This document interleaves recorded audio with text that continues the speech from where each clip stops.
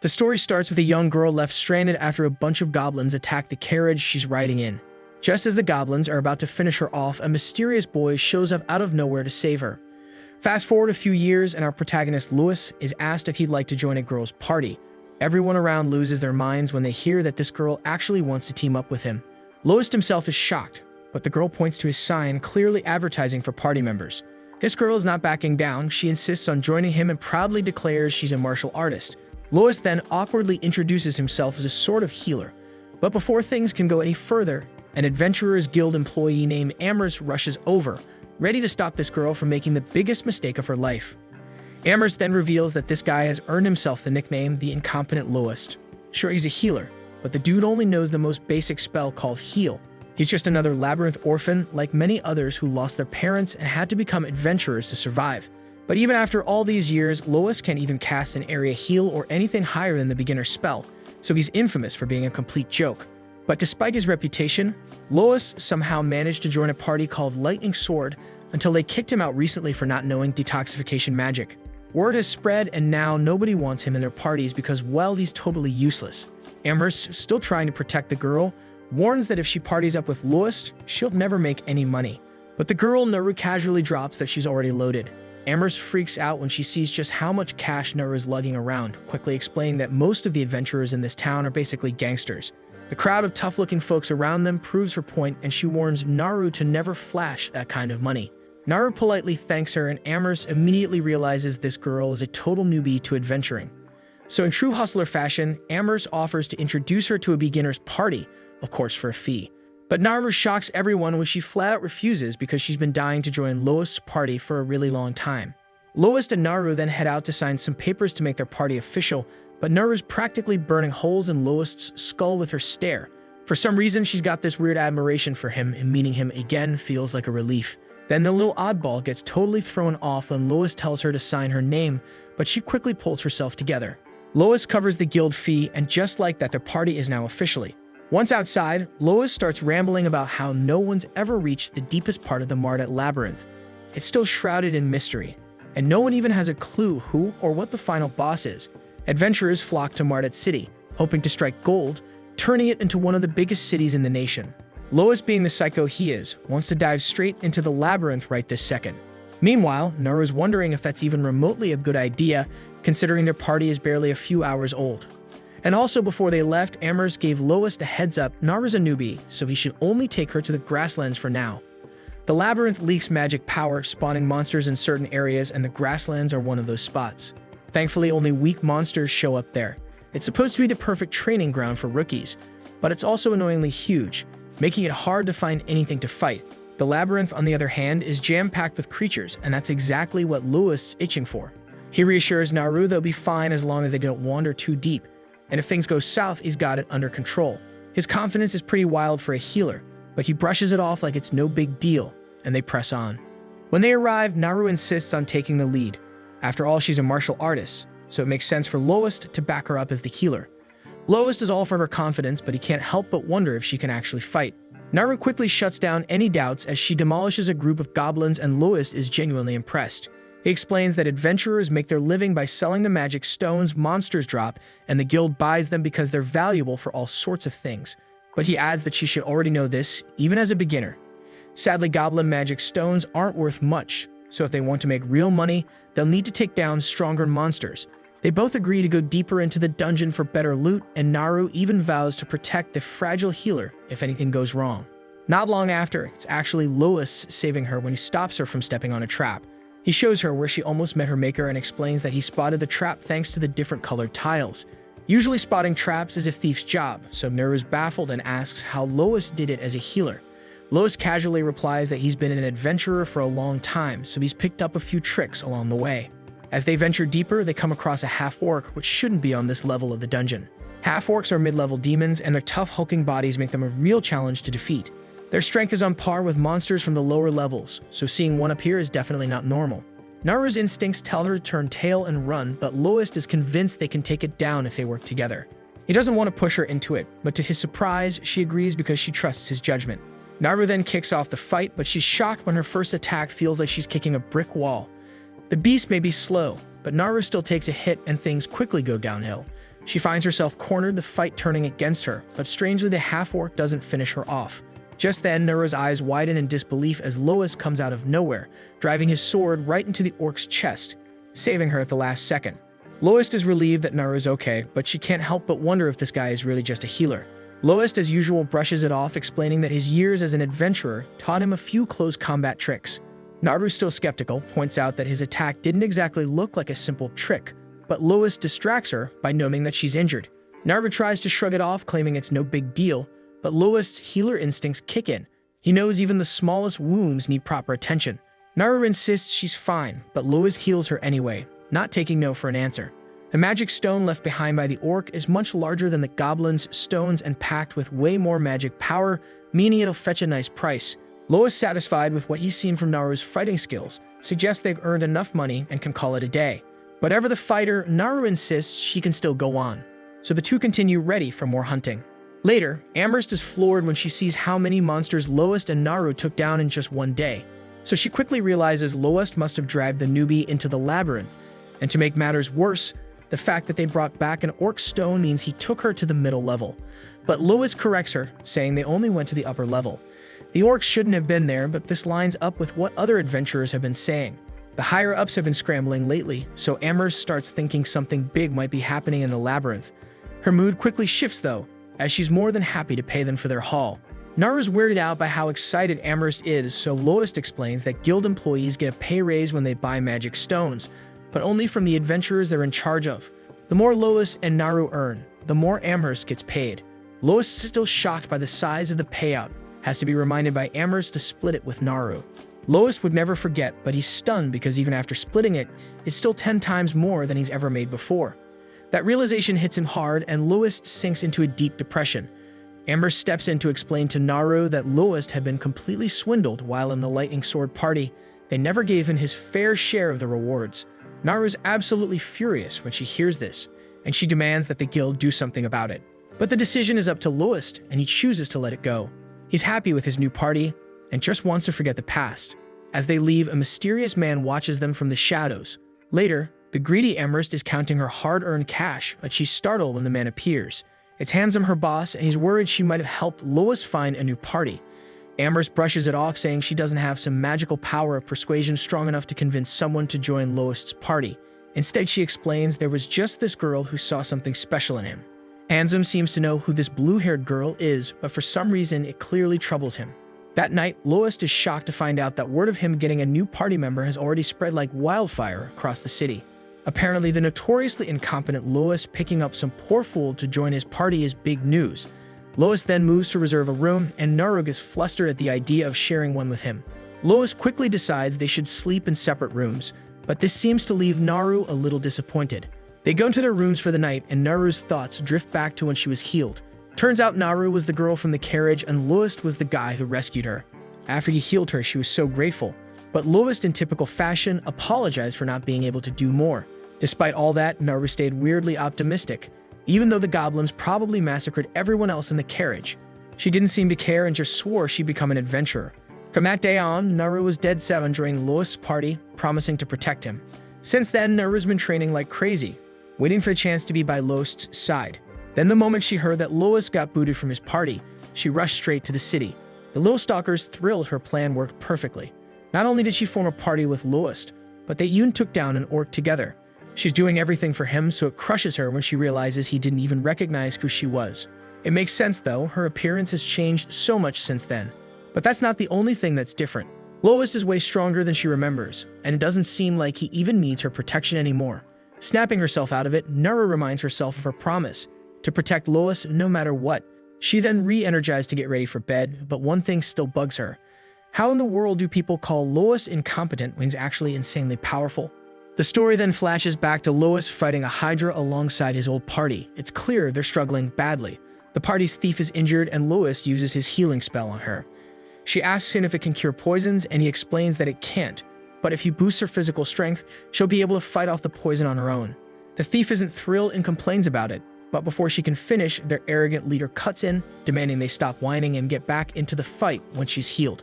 The thief is fed up and snaps at the moron of a leader, telling him she's in no shape to fight, so the leader turns to Lois and orders him to take care of her. Lois is already frustrated and reminds the leader that he told him to bring antidotes for this exact situation. Of course, the leader had been too cheap to buy them, complaining they were too expensive. Now, in typical fashion, he blames Lois for not being able to do more, even accusing him of being a useless healer who can only cast basic healing spells. The leader then desperately yells at their terrified magician Armia to cast a spell, so she shakingly manages to fire off a fireball, but doesn't do shit against the Hydra. At this point, the leader is fed up, thinking his whole team is pathetic. Realizing they're completely outmatched, he chickens out and orders a retreat, running away like a coward. Armia follows him, and Lois is left to help Siberia escape by supporting her on his shoulder. The next day, instead of reflecting on their own mistakes, the party blames Lois for their failure and kicks him out. Lois is completely taken aback by that shit. Then Siberia is also accusing him of being the reason they couldn't beat the Hydra. But Lois calmly points out the real reason. They stayed up partying until dawn, so neither the leader nor Siberia were at their best during the battle. The leader, now feeling attacked, asks if Lois is blaming them. Lois insists he's not, but they all turn to Armia for the final word. But the leader gives her intimidated looks, so she buckles under the pressure and throws Lois under the bus by pointing the deadly finger at his sorry ass. We then learn that Lois was dreaming about the past and wakes up shaken. He reflects that maybe this incident bothered him more than he realized, considering it's still haunting his dreams. He grabs some water, thinking back to a similar situation from years ago. It was 6 years ago, and even then, he had already earned a reputation as an ignoramus. But despite that, he still held onto the dream of becoming a first-grade adventurer. That's when a party reached out to him offering him a spot, and Lois, eager for the chance, jumped right in. But they didn't bring him on as a healer. They used him as bait. They tossed him in front of monsters, expecting him to draw their attention while they stood back. Lois dodged their attacks, running for his life, and though he was used to being treated like this because after all, he was a labyrinth orphan, but it still got under his skin. Eventually, the monsters grew bored of him and turned on the rest of his party, killing all of them. Lois somehow managed to escape, but the sting of never being treated as a real adventurer stuck with him. It was then while wandering that he came across a group of goblins attacking a carriage, and beside it, a girl was hiding from the monsters. Even now, Lois isn't sure why he decided to help her. He fought the goblins, thinking maybe, just maybe, his worthless life could be traded to save hers, and that would at least give his death some meaning. But he wasn't strong enough, and the monsters knocked him out cold. When he regained consciousness, he saw the girl standing over him, relieved that he was awake. She explained that the Order of the Knights had arrived in time to save her, and Lois, feeling utterly useless, thought to himself that he truly was an idiot because he couldn't even save one girl. But to his surprise, she thanked him, saying that if it weren't for his help, the Knights wouldn't have arrived in time. She even told him that he looked cool while fighting, though Lois found it hard to believe. Noticing she was hurt, his instincts kicked in and he quickly used his healing spell on her. She thanked him again, and he replied that healing was all he could do. He then opened up to her about how his own party had used him as nothing more than bait. The girl was heartbroken when she heard how Lois had been treated like living bait, and she started crying for him.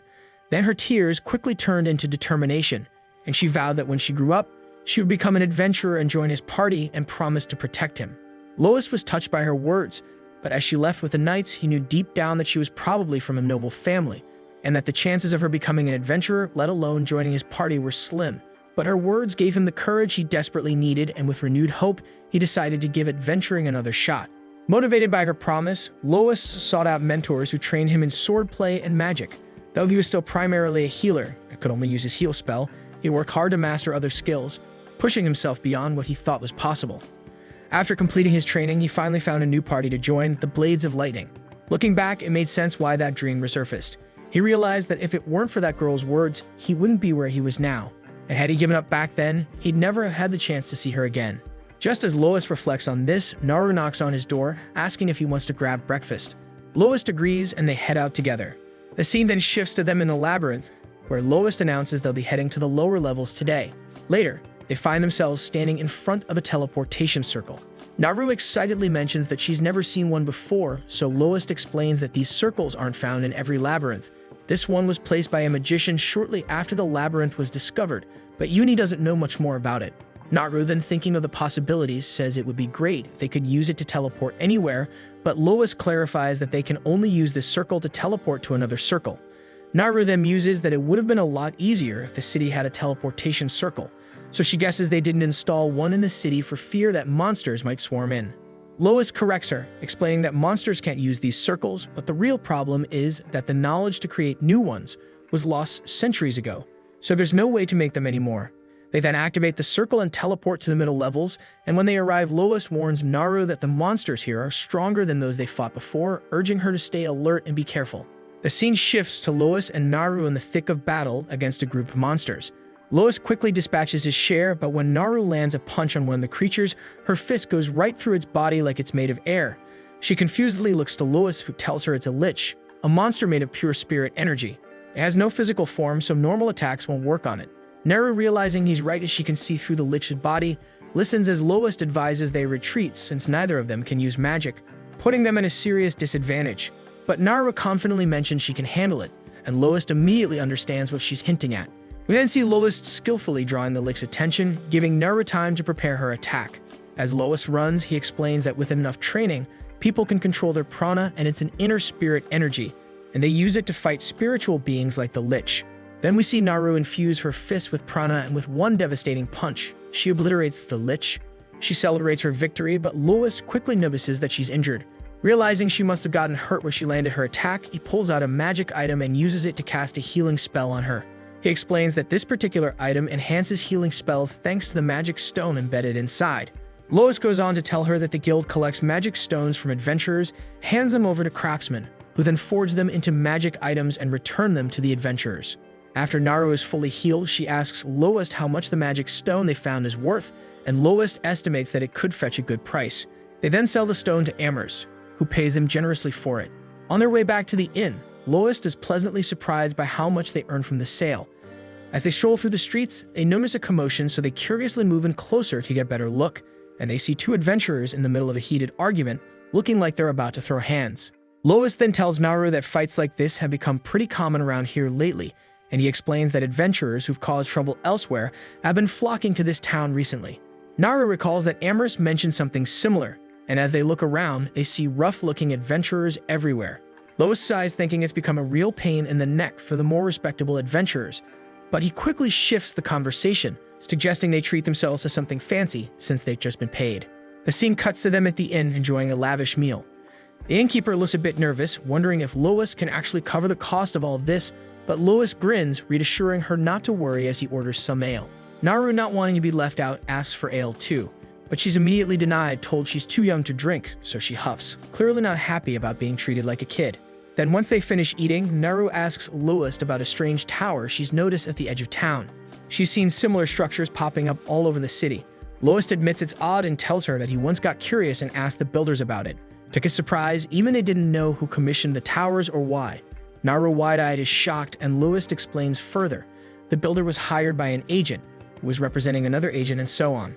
It's a long chain of middlemen, and whoever's really behind it doesn't want to be found. Lois shrugs it off, saying it doesn't really matter as long as no one's getting hurt. To him, it's just a sign that there are plenty of strange people in the world, and he jokingly adds that they'd be better off building a wall around the city instead of these mysterious towers. Naru, thinking it over, points out that the city doesn't even have a wall. She admits she likes how open it feels, but Lois brings up a good point. It could be a real problem if war broke out, so he asks her how they'd stop invaders. But without hesitation, Naru replies that with so many adventurers around, there's no need to worry. They'll protect the city from anything that comes their way. Lois agrees with her, and with that, the two of them head off to their room for the night. But before Lois enters his room, Naru tries to stop him, clearly wanting to say something, but the words just won't come out. Instead, she awkwardly wishes him a good night. Once in her room, she lies on her bed, thinking about how much she wishes she had the courage to ask to stay in Lois' room, but she just can't bring herself to say it. Meanwhile, Lois lies in his own bed, feeling grateful to be part of a party again. He's unsure if he'll ever see that little girl from his past, but thanks to Naru, he feels like he can keep adventuring for a while longer. The scene then cuts to the Blades of Lightning. Their leader Margulis introduces the party's new healer Lyra, but she doesn't get the warmest welcome from the other members, which makes her feel a little uneasy. Still, Margulis is confident that with this new team, they'll finally be able to defeat the Hydra. Next, the scene shifts to a dark and eerie place. Handsome is seen informing someone that the sleeping princess is currently in the city and has formed a party with Lois, pretending to be just another adventurer. The old man he's speaking to is surprised to hear Lois is still in town, so he remarks that they need to get rid of him, as time is running out, and Handsome agrees as they plot their next move. Then we see that the party heads back to the swamp to face the Hydra, and luckily the beast hasn't regrown its heads yet, so it won't be as much of a nightmare to deal with. Margulis then quickly lays out a plan. He and Lyra will attack from the front, Armia will provide magic support, and Siberia will sneak up from behind for a surprise strike. He's all set to charge in when Lyra suddenly calls a timeout, flat out refusing to be on the front lines because after all she's a healer, not a tank. Margulis is baffled and says that Lois, their last healer, fought right alongside them in the thick of battle. Lyra is stunned because she can't believe that they made a healer to be with them on the front line, but Lois never seemed to mind. In fact, Siberia chimes in, recalling that Lois got some killer hits in, even being the one who chopped off one of the Hydra's heads. Lyra is still in disbelief, but Margulis quickly reassures her because he doesn't expect her to pull off anything crazy like that. And if she says she can't handle the front lines, that's totally fine. But to be sure, he asks if she can at least cast Detoxify to counter the Hydra's poison, and that Lyra can definitely do. So with that settled, Margulis orders everyone into position because it's time to slay the Hydra once and for all. Meanwhile, back in town, Lois and Naru have just returned from another successful trip into the labyrinth, and Amherst is happy to see they've brought back a haul of gems to sell. Still, she can't help but remind Lois not to push Naru too hard, considering she's still a newbie adventurer. Lois reassures her, saying he's being careful about the fights they get into. Amherst is relieved to hear it, but she points out that a two-person party has its limits, so she suggests that they think about recruiting more members to make things easier. Lois agrees that a bigger party would lighten the load, but ultimately, he decides it's not worth the hassle because he and Naru are already raking in the cash as they are. Amherst admits he's got a point, considering how much they've been making, and even they could probably rent a house instead of staying at the inn if they really wanted to. Naru had no clue you could actually rent a house in the city, so Amherst explains there's only so much gear and loot you can stash at an inn. But when you've got a private room, storage isn't an issue, though it comes with a hefty price tag. But then she adds with a smirk that the real perk is the extra privacy. Especially if you've got a male and female party, let's just say late-night activities become a lot more convenient. For some reason, Maru suddenly seems very interested in renting a private house, but when Amherst notices Lois' lack of reaction, she figures late-night activities aren't on the table for them. Speaking of private houses, Lois recalls that Lightning Blade had one too, although not so glamorous for him because they made him sleep in the storage closet, which was about as comfortable as it sounds. Amherst then laughs at how badly Lois got treated, but she gives him a silver lining. Getting kicked out of Lightning Blade was probably the best thing that ever happened to him because since he left, Margulis and his crew haven't completed a single mission. Then we see Margulis wondering why he can't figure out why they've been failing, but Lyra knows exactly why. He's too thick to realize he's not strong enough to take on a Hydra head-on. Margulis overhears her. He's about to start shouting, but Lyra shuts him down, telling him to be quiet so she can focus on healing Armia. Armia was seriously injured and poisoned, and Lyra needs all the concentration she can get. While Lyra works, Siberia admits to Margulis, though she hates to say it, that Lois might have been more valuable than they gave him credit for. Sure, he sucked at healing, but he always got the job done in the end. Plus, he never noticed they were scamming him out of his pay, making him the perfect party member.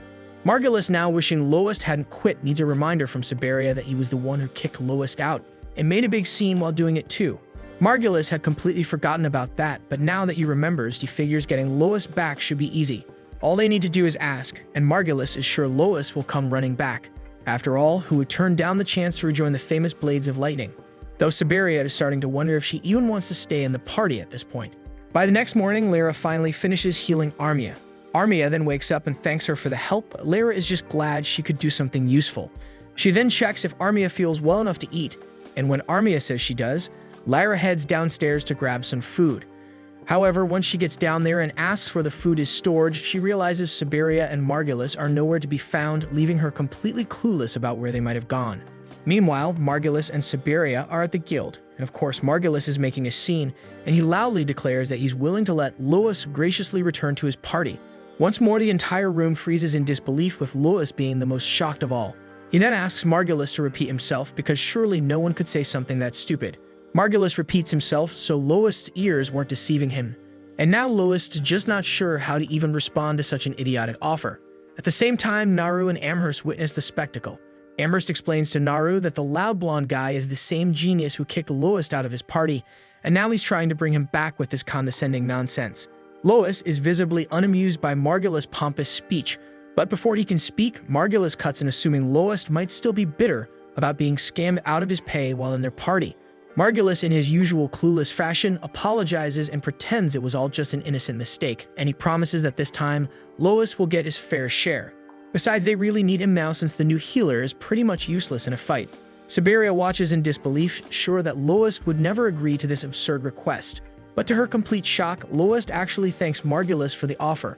Naru, furious at the thought of Lois being snatched away, storms in front of him and starts yelling at Margulis, telling him there's no way Lois will ever join their party again. Lois gently touches her shoulder, calming her down and reassures Naru she has nothing to worry about because he's not going anywhere. He then turns to Margulis and says that he was only being polite when he said thanks, like he has zero interest in rejoining his party ever. Margulis can't believe he just got turned down, so he starts scrambling, accusing Naru of trying to keep Lois for herself because she finally realized how valuable he is. The guy's aggressive finger-pointing is starting to seriously irritate Lois, so he grabs Margulis by the wrist, leans in and flatly warns him that if he ever so much as thinks about hurting Naru, he'll end up with a body so mangled even his own mother wouldn't recognize him. With that, Lois turns to leave, and Naru, never one to miss a chance, takes a second to rub it in Margulis' face. After they walked out, Margulis is left standing there, clueless and pissed off. He still wants to take down the Hydra though, so he shouts at Amherst, demanding she recommend a new adventurer for his party, preferably one who can actually handle fighting on the front lines with him. Amherst, already fed up with his nonsense, is about to tell him off, but she's saved from the hassle when an adventurer steps out from the crowd, and this guy looks like he's already beaten the final boss and is just here to mop up the extras. The mysterious man then offers to join Margulis' party and casually asks if his strength is up to Margulis' standards. Margulis sizes him up, and yeah, the guy looks like he could bench press a mountain, but Margulis wants to be sure.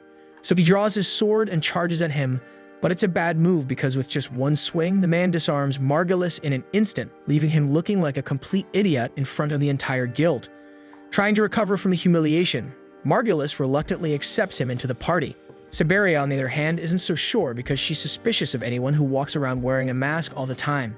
But Margulis doesn't care because if they don't take down the Hydra, Lightning Blade's already shaky reputation will sink faster than a stone in a pond. He then walks over to the guy and asks for his name, and the man simply says that his name is Shig. Meanwhile, back at the inn, Naru is admiring herself in the mirror when she hears someone knocking at Lois's door. She curiously steps out to check who it is and finds Sheila standing there. For a moment, her mind jumps to the worst, thinking Sheila's here to make a move on Lois. But after thinking it over for a moment, she realizes that's probably not the case. Once Lois finally opens the door, Sheila informs him that he's got guests waiting for him downstairs. Surprised but curious, Lois decides to see what's going on. When he gets downstairs, Lois and Naru are met by Armia and Lyra. Armia, looking guilty, apologizes for making such a bold request, but asks if Lois could help them out just this once. Margulis is still hell-bent on taking down that Hydra and even hired a new warrior for the mission, but Lyra doesn't think it'll be enough. For starters, Margulis is too stubborn to buy antidote potions because, well, they cost money, and he is never going to realize how reckless he's being until someone winds up dead. Armia knows it's way too late to apologize now, but she acknowledges how strong Lois is. If he hadn't cut off the Hydra's head last time, their whole party would have been wiped out. Lois downplays his role and says he didn't do that much. But Lyra quickly points out that even with two of the Hydra's heads already gone, the party barely survived, and if the beast had been in perfect condition, they would have been toast. Lois, now curious, asks Armia what exactly she's asking of him. Armia stands up and says she wants Lois to fight with him again because she's convinced they can defeat the Hydra if he's there. Basically, she's asking him to rejoin Lightning Blade, but Lois had that conversation with Margulis earlier, and his answer hasn't changed. Naru then confusedly wonders why Armia is so determined to help Margulis when the whole situation seems like a nightmare for her. Armia admits Margulis has more flaws than she can count, and that's being generous, but for better or worse, he's still her party member. Naru becomes angry after hearing this, and she reminds Armia that Lois was her party member too, but she did absolutely nothing to support him when he was being mistreated. Armia, now in tears, begins apologizing to Lois, and she explains that at the time she was terrified because if she didn't follow Margulis' lead, she would have been kicked out of the party too. As a new adventurer, she didn't know anyone else to turn to. Now, though she realizes how wrong she was and how wrong Margulis was for how he treated Lois. But even though she doesn't agree with Margulis' methods, she still doesn't want him to get himself killed in a battle he can't win. Lyra then tells Lois that Armia is genuinely sorry for everything and has been tormenting herself over it for a long time. And while she understands if Lois doesn't want to help, she asks that he at least accept Armia's apology. Lois then stands up, looks at Armia, and says he holds no grudge against her. He accepts her apology but makes it clear he still has no plans to rejoin Lightning Blade. Armia is disappointed, but she respects his decision and promises not to bring it up again. Right then, Mary shows up carrying a feast to lift Armia's spirits, noticing that she clearly hasn't been eating well. While Armia digs in, Lois turns to Lyra and asks if there's any way for her to get Armia out of Margulis' party, but Lyra frustratedly replies that if she could have done that, she wouldn't have come to him in the first place. Knowing full well how Margulis treats people, Lois suggests that Lyra should leave the party, but Lyra flat out refuses, explaining that leaving Armia to fend for herself under that idiot's leadership isn't an option. The next day, Margulis finally introduces Lyra to Shig, since they're heading out to face the Hydra again. The moment Lyra sees him, though, something clicks and she recognizes him from somewhere, so she pulls Shig aside for a word, asking why he's hiding his identity and what he's doing here. Shig, trying to act clueless, denies ever meeting her and attempts to walk away. But as he turns, Lyra catches sight of the sword on his back, a sword that once belonged to someone named Ronaldo. She immediately accuses him of stealing it, but Shig denies being a thief and claims the sword was given to him as a gift. While he clears himself of theft, his connection to Ronaldo confirms for Lyra that this is the same Shig she knew from the past. Still, she decides to keep his secret for now, figuring there must be a reason he's hiding his identity. Later that day, Lois and Naru head into the labyrinth as usual. But something nags at Lois because he can't shake the worry about Armia and the rest of Lightning Blade, and he's got no clue if they're truly prepared for the battle they're walking into. The scene then jumps to Naru battling monsters in the labyrinth, and she effortlessly takes care of them, even when one tries a cheap shot from behind. Lois praises her for the job well done, but Naru shrugs it off, saying she can keep going. Just then, her stomach growls loudly, and Lois, with a grin, teases her that while she might not be tired, her stomach clearly has had enough. So she embarrassedly snaps at him, and he laughs, suggesting they stop for lunch, and Naru agrees. Next, we see them enjoying their packed lunch, and Lois is taken aback by the impressive spread and asks what's the special occasion. Naru explains that the innkeeper Mary loaded her up with all this food as she was leaving, insisting Naru take responsibility for finishing it since their little companion couldn't. They dig in, and as they eat, Lois starts explaining the dangers of a Hydra, a beast that's venomous and covered in tough scales, which make it almost invincible. Basic physical or magical attacks don't faze it, and Naru is startled to learn how dangerous it is. She expresses concern for Armia, but Lois reassures her that Hydras are common enough in high-level areas, and there are tried and true methods for dealing with them. He adds that while Hydra venom is deadly, a specialized antidote has been developed to counter it. Naru then remembers Lyra telling her they didn't buy the antidote, and Lois admits it's pretty pricey, which is why they're relying on Lyra's detox magic. Naru still worries about their friends, but Lois calmly tells her not to. After all, Lightning Sword is a capable party. Even if Margulis acts like an idiot half the time, he's a skilled swordsman when he gets serious, as long as he doesn't underestimate his enemy. He also mentions that Siberia's speed is top-notch. She could sneak behind the Hydra even with its wide field of vision. Naru frowns, not liking how highly Lois speaks of them, but he insists he's just stating facts, but still she can't shake her concern for them. Later, they get back to their adventure, and Naru admits to Lois that she's getting tired of the same old labyrinth grind. So she suggests they hit the wetlands instead, and though Lois is a bit taken aback by the change, he agrees. Cut to Margulis and his crew battling the Hydra. Margulis manages to land a hit on one of its heads, and Shig follows up by wounding another. Margulis urges him to finish the job and chop it off, but Shig pulls back at the last second. Margulis annoyedly demands to know why he hesitated, so Shig, with a smug grin, says it's because this kill should be his, asking if Margulis really wants him to steal the glory. Margulis confusedly presses for an explanation, and Shig casually drops that the title Hydra Slayer would look good on him. So of course the blockhead takes the bait and charges right in, but no surprise, it fails miserably. Meanwhile, Lara, while healing Siberia, mutters about why Margulis insists on attacking from the front every time, but Siberia admits there's something charming about it. Lara isn't buying it, but once Siberia is patched up, she jumps back into the fight to distract the Hydra, allowing Margulis another opening to strike. Armia then provides magical support, and Lara starts thinking they might actually pull this off as long as they keep pressing the attack.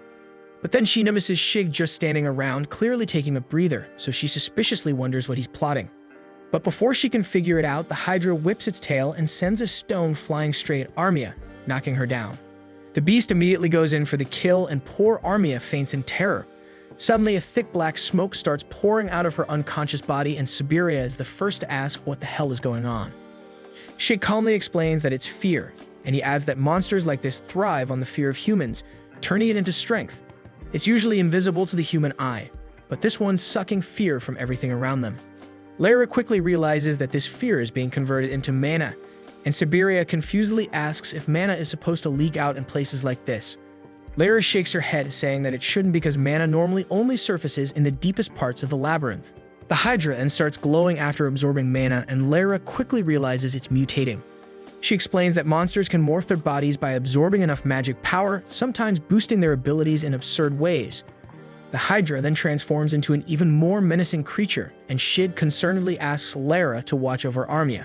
She agrees while Shig tells Margulis to retreat, but Margulis, stubborn as always, refuses. After all the effort to weaken this beast, he's determined to take at least one of the Hydra's heads. He charges, but his sword shatters on impact, leaving him vulnerable as the Hydra lunges. But just as the Hydra's about to strike, Lois swoops in and saves him at the last second. Lois, Shig, and Naru then attack together, managing to wound the creature, but it's barely scratched. Shig then tells Lois to check on Armia and leave the Hydra to him, and Lois obliges, rushing to Lara and asking how Armia is doing. Turns out she's not in great shape, and Lara explains her healing magic isn't working on Armia. Since she's a wizard, she has natural resistance to magic. Lois then casts heal after heal on Armia, layering the spells, so Lara looks unbaffled, wondering what the heck he's doing. Siberia calmly points out that this is just how Lois heals, and it's always worked for them. Lara is floored by the idea, pointing out that it shouldn't work like that. She compares it to drinking a ton of potions to cure a cold, but it doesn't happen instantly, so why should this? Margulis, ever the genius, chimes in with the brilliant observation that he's never had a cold, proving that yes, idiots still catch colds. Meanwhile, Lara is still floored by the healing method when finally Armia wakes up. She recognizes Lois, thanks him, and promptly falls back asleep. The Hydra, now eyeing Lois like a predator, seems ready for round 2. Shig picks up on this, and Lois wonders if the creature actually remembers him. Naru then steps up, offering to join the fight. Lois, knowing there's no talking her out of it, accepts her help but warns her to back off if things get dicey. Shig, on the other hand, orders Lyra, Margulis, and Siberia to stay the hell away from the Hydra, and for once they agree. Afterwards, Naru and Lois charge at the monster, and Shig, in a badass move, manages to slice off one of its heads. Margulis then asks why Shig's sword didn't shatter like his sword did, so Lara explains it's because Shig's wielding a magic sword. Margulis has heard of these legendary weapons but can't wrap his head around the fact that Shig of all people has one, making him question who Shig really is. Naru then goes in for another attack on the Hydra, but she messes up and loses her footing. The Hydra takes full advantage, tossing her into the air like a ragdoll, and she crashes to the ground, knocked out cold. Lois, then realizing the Hydra wants a one-on-one fight, figures it took Naru as some kind of twisted hostage. Siberia then wonders how a monster could possibly be this clever, and Lara chimes in, explaining that mutated monsters can develop higher intelligence. Lois then tells the others to stay back while he faces the Hydra alone, but moments later we see that he's lying in the dirt, defeated. Lara yells at him to get up and tries to reach for his weapon but collapses again. Just when it looks like it's over, something inside Lois snaps, like what happened with Luffy's Gear 5 transformation, and out of nowhere he gets back up with his body glowing with this eerie blue energy. The others are speechless, completely baffled by what they're witnessing. To everyone's shock, a horn suddenly sprouts from Lois' head, and without warning, he tears through the Hydra, slicing it up like tuna before passing out. The scene then shifts to Lois waking up, hearing Naruto calling his name.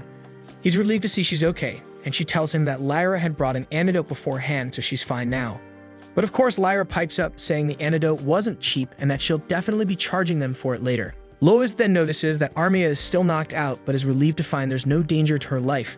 Then Lyra, ever the curious, asks him about that strange form he took earlier, but Lois has no idea what she's talking about. But before they can get too far into it, Margulis butts in, telling Lois he's crazy strong and that with him on their side, even the toughest monsters wouldn't stand a chance. He even throws in that they might be able to take down the master of Mardat Labyrinth. Lois, still not buying into the hype, reminds Margulis he turned down his party offer. But Margulis, as usual, brushes it off, saying Lois doesn't need to worry about payment. After slaying the Hydra, they've got a ton of magic stones, and they can split it 3 ways between him, Siberia, and Lois. He adds smugly that the 2 newcomers won't be getting squat since they didn't do shit, and since Naru's just a sidekick, Lois should come up with some excuse to keep her happy. Lois, now shifting focus, asks what they're going to do about Armia, so Siberia bluntly states she's useless now, and there's a chance she might never wake up. So Margulis, ever the scumbag, suggests they sell her off to some pervy noble. This comment makes Lois' blood boil, but before he can react, Naru steps in and knocks Margulis to the ground with a punch. Margulis, stunned and furious, reminds her that the guild forbids adventurers from fighting each other, and she could be expelled for breaking the rules. He looks to the others for backup, demanding if they saw what she did, but they all deny it, much to his shock. But Siberia, on the other hand, sides with him, claiming she saw it all and will testify at the guild. Then Shid cool as ever chimes in and he casually mentions that he saw and heard something too, namely someone plotting to sell Armia off to a perverted noble before she woke up. And he reminds them that this is a serious crime and they have to arrest the guilty party. Margulis, now sweating, turns to Shig and demands to know who he really is. The scene then shifts to the guild, where it's revealed that Shig is actually a direct adventurer from the Royal City's Adventurer Guild, and he's got Margulis and Siberia tied up. He finally drops the act, introducing himself by his real name C, but Lyra immediately points out that his disguise was full of holes from the start. Then Embers, the guild receptionist, steps in and asks why an adventurer from the capital would bother coming to this backwater town. So C reminds her that as a guild receptionist, she should know that direct adventurers have the authority to keep tabs on others. He explains that the town's security has been going downhill lately, which is why he came to investigate. And unsurprisingly, the first trouble he ran into was Margulis' crew, so Lyra curiously asks what's going to happen to them now. Amherst doesn't mince words. She says Margulis and Siberia are getting booted from the guild, and there's a good chance they'll face a lifetime of hard labor for human trafficking. Margulis gets panicking and tries to protest, saying they only talked about it and didn't actually go through with anything. But Amherst shuts him down, reminding him that the law doesn't care about intentions, so the two of them, now in deep trouble, start pointing fingers at each other, blaming the mess on the other. Lois then pulls Seed aside for a private chat, and he asks Seed to spare Margulis and Siberia. Seed, genuinely surprised, asks why he'd want that. So Lois explains that once upon a time, Margulis and Siberia had dreams of becoming great adventurers, but somewhere along the way their ambitions twisted. They started craving fame and fortune, losing sight of what they originally set out to do. Lois believes they didn't start out like this and hopes Seed will give them one more shot. Margulis and Siberia overhear this and are struck with guilt over their actions. Moved by Lois' pleas, Seed agrees to let them go. He unties Margulis and Siberia, but not without a stern warning. They need to leave town and never show their faces again, and with that, the two run off. Amherst then wonders aloud if this is really going to work, and Seed reassures her. He explains that if Margulis and Siberia had been expelled from the guild, they might have spiraled further into trouble, so it's better to keep them as adventurers where they can be monitored. Amherst is still doubtful and points out that Mardet isn't the capital. It's a small city and things run differently here. Seed shrugs it off, saying that's exactly why he'll be staying around for a while, and Amherst is glad to hear this. Later, Seed and Lyra talk at the inn, and Seed comes clean that he actually sticking around to keep an eye on the adventurers in town. The guild in the Royal City suspects the monster mutations could be linked to the Marmot division, and he wants Lyra to form a party with him to investigate. Lyra agrees, but with one condition. Armia has to join them too. Seed asks why, so Lyra explains she can't just leave Armia behind like this, and Seed, realizing he could use the extra help, agrees.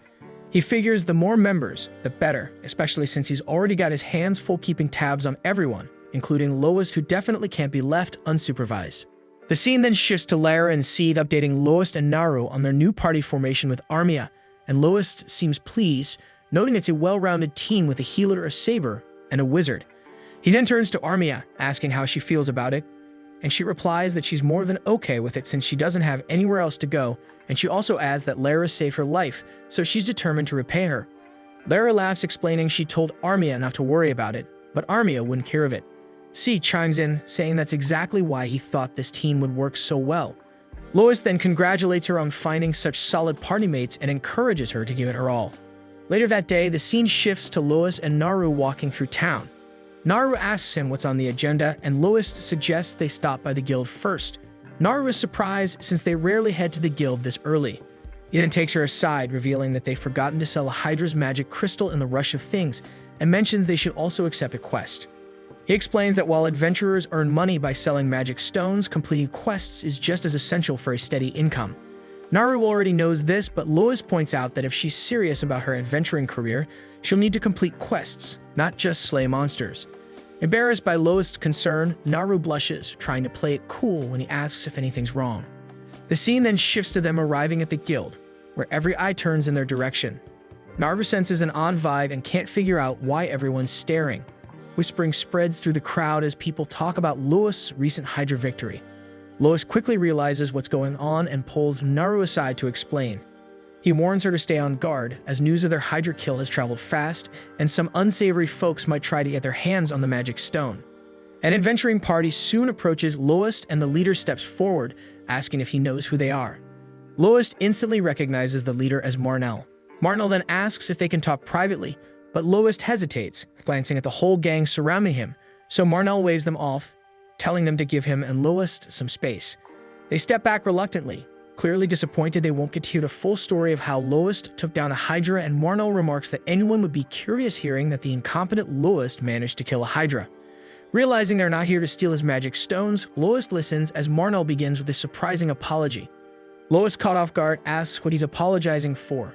So Martinel explains that all the adventurers in town knew about Margulis's mistreatment of him, but never lifted a finger to help. He admits he told himself it wasn't his business and that Lois should handle things on his own. And the worst of it is many adventurers, including himself, mocked Lois for his supposed incompetence. He acknowledges that he hurt Lois deeply and knows his apology won't erase the past, but he still asks for his forgiveness. Naru furiously retorts that Martinel's right to apologize, and Martinel humbly asks what they can do to make things right. With a fierce look, she suggests he kneel before Lois for 3 days straight as a start, but Martinel's eyes widen, protesting that it's a bit much. But Naru argues 3 days wouldn't even scratch the surface of the years of humiliation Lois endured. Lois then quickly tells her to ease up, saying it would just make him look like the villain. She reluctantly agrees, and Lois turns to Martinel, adding that Hydra or no Hydra, he's still a flawed healer with a lot to learn and only knows a basic healing spell. So he insists that Martinel keep calling him incompetent if it helps, while offering him his hand and asking him to keep calling him that. Martinel then shakes his hand and tells him to reach out if he ever needs help. And with that, he and his party take their leave. Afterward, Lois shows the Hydra's magic crystal to Amherst, who's thrilled to see it. But then she immediately notices something unusual about it, commenting that the crystal looks different. Lois explains it's been affected by a mutation, and he wonders if this will impact the price. Amherst's eyes widen as she reveals it could boost the price tenfold or even more. Lois and Naru exchange a look of surprise, and Amherst laughs, saying it should be obvious. Rare items always fetch a higher price. She then confirms if this really is the Hydra's magic stone, pointing out that monsters need vast amounts of mana to mutate and typically only manage it deep within a labyrinth. Lois nods, acknowledging that it's odd for a Hydra to mutate in the marshlands. So they realize something strange may be happening, especially since the incident with the half-orc was also out of the ordinary. Amherst is equally concerned, and Naru wonders if the guild can't step in to investigate. Just then, Handsome arrives, noticing the tension and asking if something's wrong. Amherst explains that Naru and Lois need to ask him something, and Handsome gestures for them to speak directly. The scene then shifts to Lois and Naru in Handsome's office, reporting their findings. Handsome acknowledges that these incidents are rare, but says they've occurred in the past. He explains that the guild currently lacks the time and resources to investigate, prompting Lois to caution that ignoring this could lead to injured adventurers.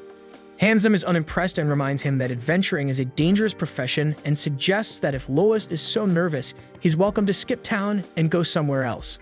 Later, we see Lois and Naru back with Amherst, and Naru fumes over Handsome's dismissal. Amherst sighs, telling them that's just how Handsome is. Naru then asks if they know who actually runs this guild branch. Lois answers that it's a man named Mist, though he's never met him. Amherst also adds that she hasn't either, explaining that Mist is too old to handle the day-to-day, so Handsome oversees everything in his place. Lois comments that Handsome must be highly capable, and Amherst agrees, though she adds that he holds his team to impossible standards and doesn't tolerate even minor mistakes, and Naru mutters that he certainly seems like that type. Lois then asks Amherst for a favor, and the scene shifts to them sorting through quest listings. They review a few options before Naru's attention lands on a quest to take down a phoenix. Lois and Amherst both look skeptical, knowing their current party isn't equipped for it. And Lois points out that a phoenix is a flying monster, meaning they need strong, long-range attacks, something neither of them excels at. Amherst adds that to tackle a phoenix, they'd ideally need a saber, a wizard, and a healer with area healing abilities, and this requirement immediately brings a certain party to mind. The scene then shifts to Lois and Naru approaching Lyra, Sieg, and Armia, asking if they'd be interested in joining the quest. Lyra then leans over to Sieg, whispering that joining Lois' party would be a good opportunity to keep an eye on him. They turn to Armia, who agrees to join but hesitantly asks if Lois is truly comfortable forming a party with her, given her past treatment of him. Lois assures her that he trusts she won't repeat her mistakes now that she's aware of them, and with that, they officially form their party and agree to tackle the Phoenix quest the following day. Afterward, Lois and Naru head out to gather the necessary equipment, while Armia and Lyra submit the quest application at the guild. Naru asks where they'll go first, and Lois suggests the potion shop, explaining that combining his heal spell with certain potions can speed up burn recovery.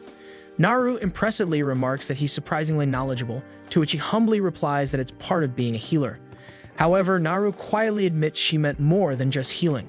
Just then, she's suddenly grabbed from behind and she instinctively almost strikes her attacker, only to realize it's Ralma, who laughs and apologizes for the surprise. Naru then asks what brings her here, and Ralma reminds her that as a top-notch enchanter and adventurer, she has every reason to be in the Labyrinth City. But Naru suspects that her father sent Ralma here out of worry, and Ralma admits he did, reminding Naru that running away from home might have had something to do with it. Lois approaches, and Ralma's eyes widen in surprise to see the culprit behind Naru's sudden departure from home. It's then revealed that Ralma is actually Lois's master, leaving Naru surprised to hear the unexpected connection. The scene then shifts to them seated in a bustling restaurant where Lois casually explains that he once trained briefly under Ralma. He turns to Naru curiously about how she knows his master, and she explains that Ralma is an old friend of her father. Ralma starts to add more to the story, but Lois and Naru are deep in their own conversation, completely ignoring her. Ralma gets annoyed and finally snaps, telling Lois she's going to have a private talk with Naru about her family and demanding he step aside. Lois, however, refuses, firmly stating that he and Naru are partners and he suspects Naru's father might want her to return home. So Ralma, with a smirk, asks if he really thinks he can stand in her way, and Lois replies confidently that he's more than willing to try. In response, Ralma launches a small fireball at him, but Lois dodges it effortlessly, and she impressively admits that he's come a long way. He smirks back, noting that he endured a lot of training under that very magic, so Ralma gives in and allows him to stay. Naru then clarifies to Ralma that she didn't run away from home, she left in a hurry and simply didn't get the chance to explain herself, but she assures them that she did leave a letter. Lois curiously asks what she wrote in it, and Naru sheepishly admits that she told her parents she was going to find Lois, her big brother, and asked them not to worry. Lois and Ralma are both taken aback, and Ralma remarks that any parent would be concerned if their daughter left home, calling a stranger her big brother. Ralma then asks her why she left so suddenly, and Naru thinks that she can't possibly tell them the real reason. She had someone watching over Lois ever since that day, and when she heard he'd been kicked out of his party, she saw it as her chance and left home without a second thought. Lois then gently suggests that maybe it would be best for Naru to return home for now, even if she feels uncertain about facing her father, reminding her that she'll need her parents' consent to become an adventurer. Naru, with teary eyes, wonders if Lois will be okay without her, but he reassures her that's not what he meant. She then admits her fear that her father may forbid her from adventuring altogether, and if that happens, she may never get to return, and she also expresses how devastating it would be if she couldn't be with him. Ralma, however, assures her that her father doesn't oppose her plans to adventure. He's just concerned that she left so suddenly and wants to make sure she's okay. She adds that while he did ask her to bring Naru back if things were too dangerous, she'll assure him that everything's fine. Naru feels relieved, and Ralma asks Lois to fetch her some wine because she's parched. When Lois leaves, Ralma, now alone with Naru, asks if she's upset that Lois acts as if he doesn't need her help even though she left her family for him. Naru explains it's just because Lois is so capable now, but then Ralma recalls a time when he wasn't. Naru can hardly believe it, since Lois can heal, fight on the front lines, and detect traps like it's second nature. Ralma reveals that he only learned all that because of her help and someone else's guidance. Naru then reflects that what she admires most about Lois is how he always puts others first. She points out that he even went to negotiate a quest for her, hoping she'd join a real team and gain experience so she could make a living even if he wasn't there to support her. Naru then tearfully admits that while she came to town to help him, it's he who has ended up supporting her, and she feels she's just become a burden to him. Ralma reassures her that Lois has changed a lot since they last met, all because of Naru, and encourages her to spend more time with him. Later, Lois and Naru leave the restaurant, and Ralma stays behind with her drink. She finishes it, then decides it's time to get down to business, and the scene shifts to her standing before a grand mansion, wondering what Mist is up to. The following day, Lois and his party prepare for their quest. Sheila hands him a packed lunch, wishing them well, and they set off on their mission. The scene then shifts to Lois and the others teleporting to the middle levels of the labyrinth. Naru, fired up and ready to face the Phoenix, waits for its dramatic entrance, but the bird doesn't even bother to show up, so she annoyedly assumed it would charge at them the moment they stepped in. Lois then casually informs her that the Phoenix can't squeeze into such a small space, so Naru asks if it's huge, and Lois explains that while their sizes vary, none of them can navigate the tight passage leading here. Steed chimes in, dropping the obvious. Flying monsters hate confined spaces, and if they had a choice, they'd be chilling somewhere with a high ceiling, not skulking in cramped tunnels. Eventually, they stumble into an expansive chamber, and Lara immediately declares this must be the Phoenix's lair. She points out that this path is freshly discovered, unexplored, and according to the gossip mill, likely hiding treasures. Of course, the Phoenix is blocking the way forward, which is why adventurers posted a quest to take it down. Lois, sharp-eyed as ever, spots heat marks scorched onto nearby pillars and confidently states the Phoenix must be lurking around. To bait out, he tosses a stone forward, banking on the creature's territorial nature. Sure enough, the Phoenix bursts from a glowing portal above, and it soars through the massive chamber. The scene then shifts to the Adventurers Guild, where Ralma makes her entrance. Spotting her, Amber's quickly approaches, laying on the charm and giving her a warm welcome to the guild. Picking up on the atmosphere, Ralma remarks that this guild feels quite welcoming to adventurers. Amherst eagerly agrees, stating that the guild owes its very existence to adventurers. However, behind her words lies a calculated flattery. Amherst recognizes Ralma as a high-ranking adventurer, so despite her modest attire, the high-quality fabric and seemingly ordinary ornaments, which are actually expensive magical items, make it clear. Amherst is determined not to let someone of this caliber slip through her fingers. Eager to please, Amherst asks how she can assist Ralma, and Ralma responds that she'd like to meet the branch president. Amherst, puzzled by the unusual request, presses further, and Ralma clarifies that she wishes to meet Mist. When asked if she has a recommendation or appointment, Ralma admits she has neither. Amherst guesses she must be an acquaintance of Mist, but Ralma coolly denies this, adding that her business with him is simple. She wants to kill him. Amherst gets stunned and refuses outright, wondering if Ralma has completely lost her mind. Realizing she'll need to take a different approach, Ralma begins casting a fireball, clearly intending to use force. But before she can release it, Handsome steps in, stopping her with calm authority. Recognizing her instantly, he asks what she wants, and hearing her name, Amherst is struck by the revelation because Ralma is the fire god. Handsome then warns Amherst that if Ralma were serious, she could easily reduce the entire building to ashes, and Ralma relaxes slightly because she is satisfied to finally have someone with authority has finally shown up.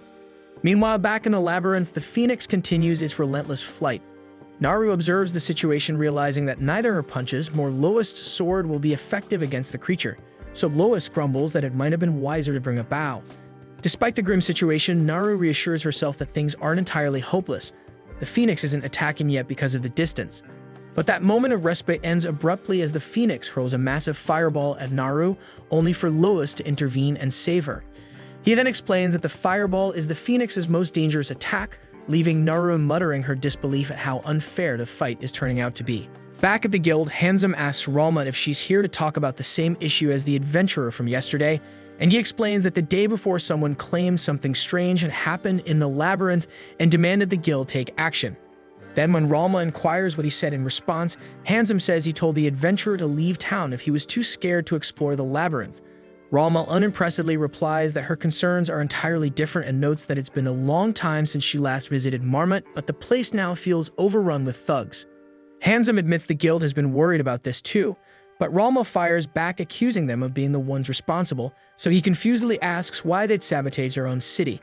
Ralma doesn't know their reasons, but is certain they're scheming something. Then she gestures toward the strange pillars scattered around town and demands to know what they are, pointing out their sudden presence everywhere. Handsome insists he knows as little as she does, claiming the pillars have nothing to do with the guild, but Ralma, unconvinced, accuses him of playing dumb. Then when he challenges her to provide proof linking the guild to the pillars, she admits it's just her intuition, which makes him laugh at how far-fetched her claims sound. Ralma then reminds him that in a labyrinth city, the Adventurers Guild wields absolute power, with the branch president essentially acting as the city's king. Yet Handsome claims to have no idea what's happening, a claim Ralma finds implausible, so he tries to deflect, reminding her he's merely a sidekick to the branch president, but Ralma still sees through the act and accuses him of feigning ignorance. In response, he tells her that if she doesn't like how things are run, she's free to leave. But Ralma undeterredly insists something sinister is brewing because she's noticed that every time an adventurer questions the guild, they're told to leave, almost as if the guild doesn't want them staying in Marmot. Handsome asks her outright what she believes the guild is planning, so Ralma speculates darkly, suggesting that something big is about to happen. Something requiring the sacrifice of numerous adventurers, especially those whose absence won't stir trouble, and she concludes grimly, noting that the situation feels eerily similar to a labyrinth rampage. The scene then cuts to the labyrinth, where the Phoenix unleashes a relentless barrage of fireballs. Sieg surveys the chaos, grimly noting that if this keeps up, the entire room will become a blazing sea of fire. Lara chimes in, pointing out that the suffocating heat is bad enough, But the real danger is the growing lack of oxygen, and soon they won't be able to hold their ground. Lois observes that the phoenix seems intent on driving them out to defend its territory, but Naru puzzledly remarks that monsters usually attack humans the moment they see them. Lois counters, saying the phoenix must sense that it can't take on all 5 of them at once because monsters might not think like humans, but their instincts are sharp enough to guide them. Sieg, deciding there's no time to waste, announces that their only option is to fight.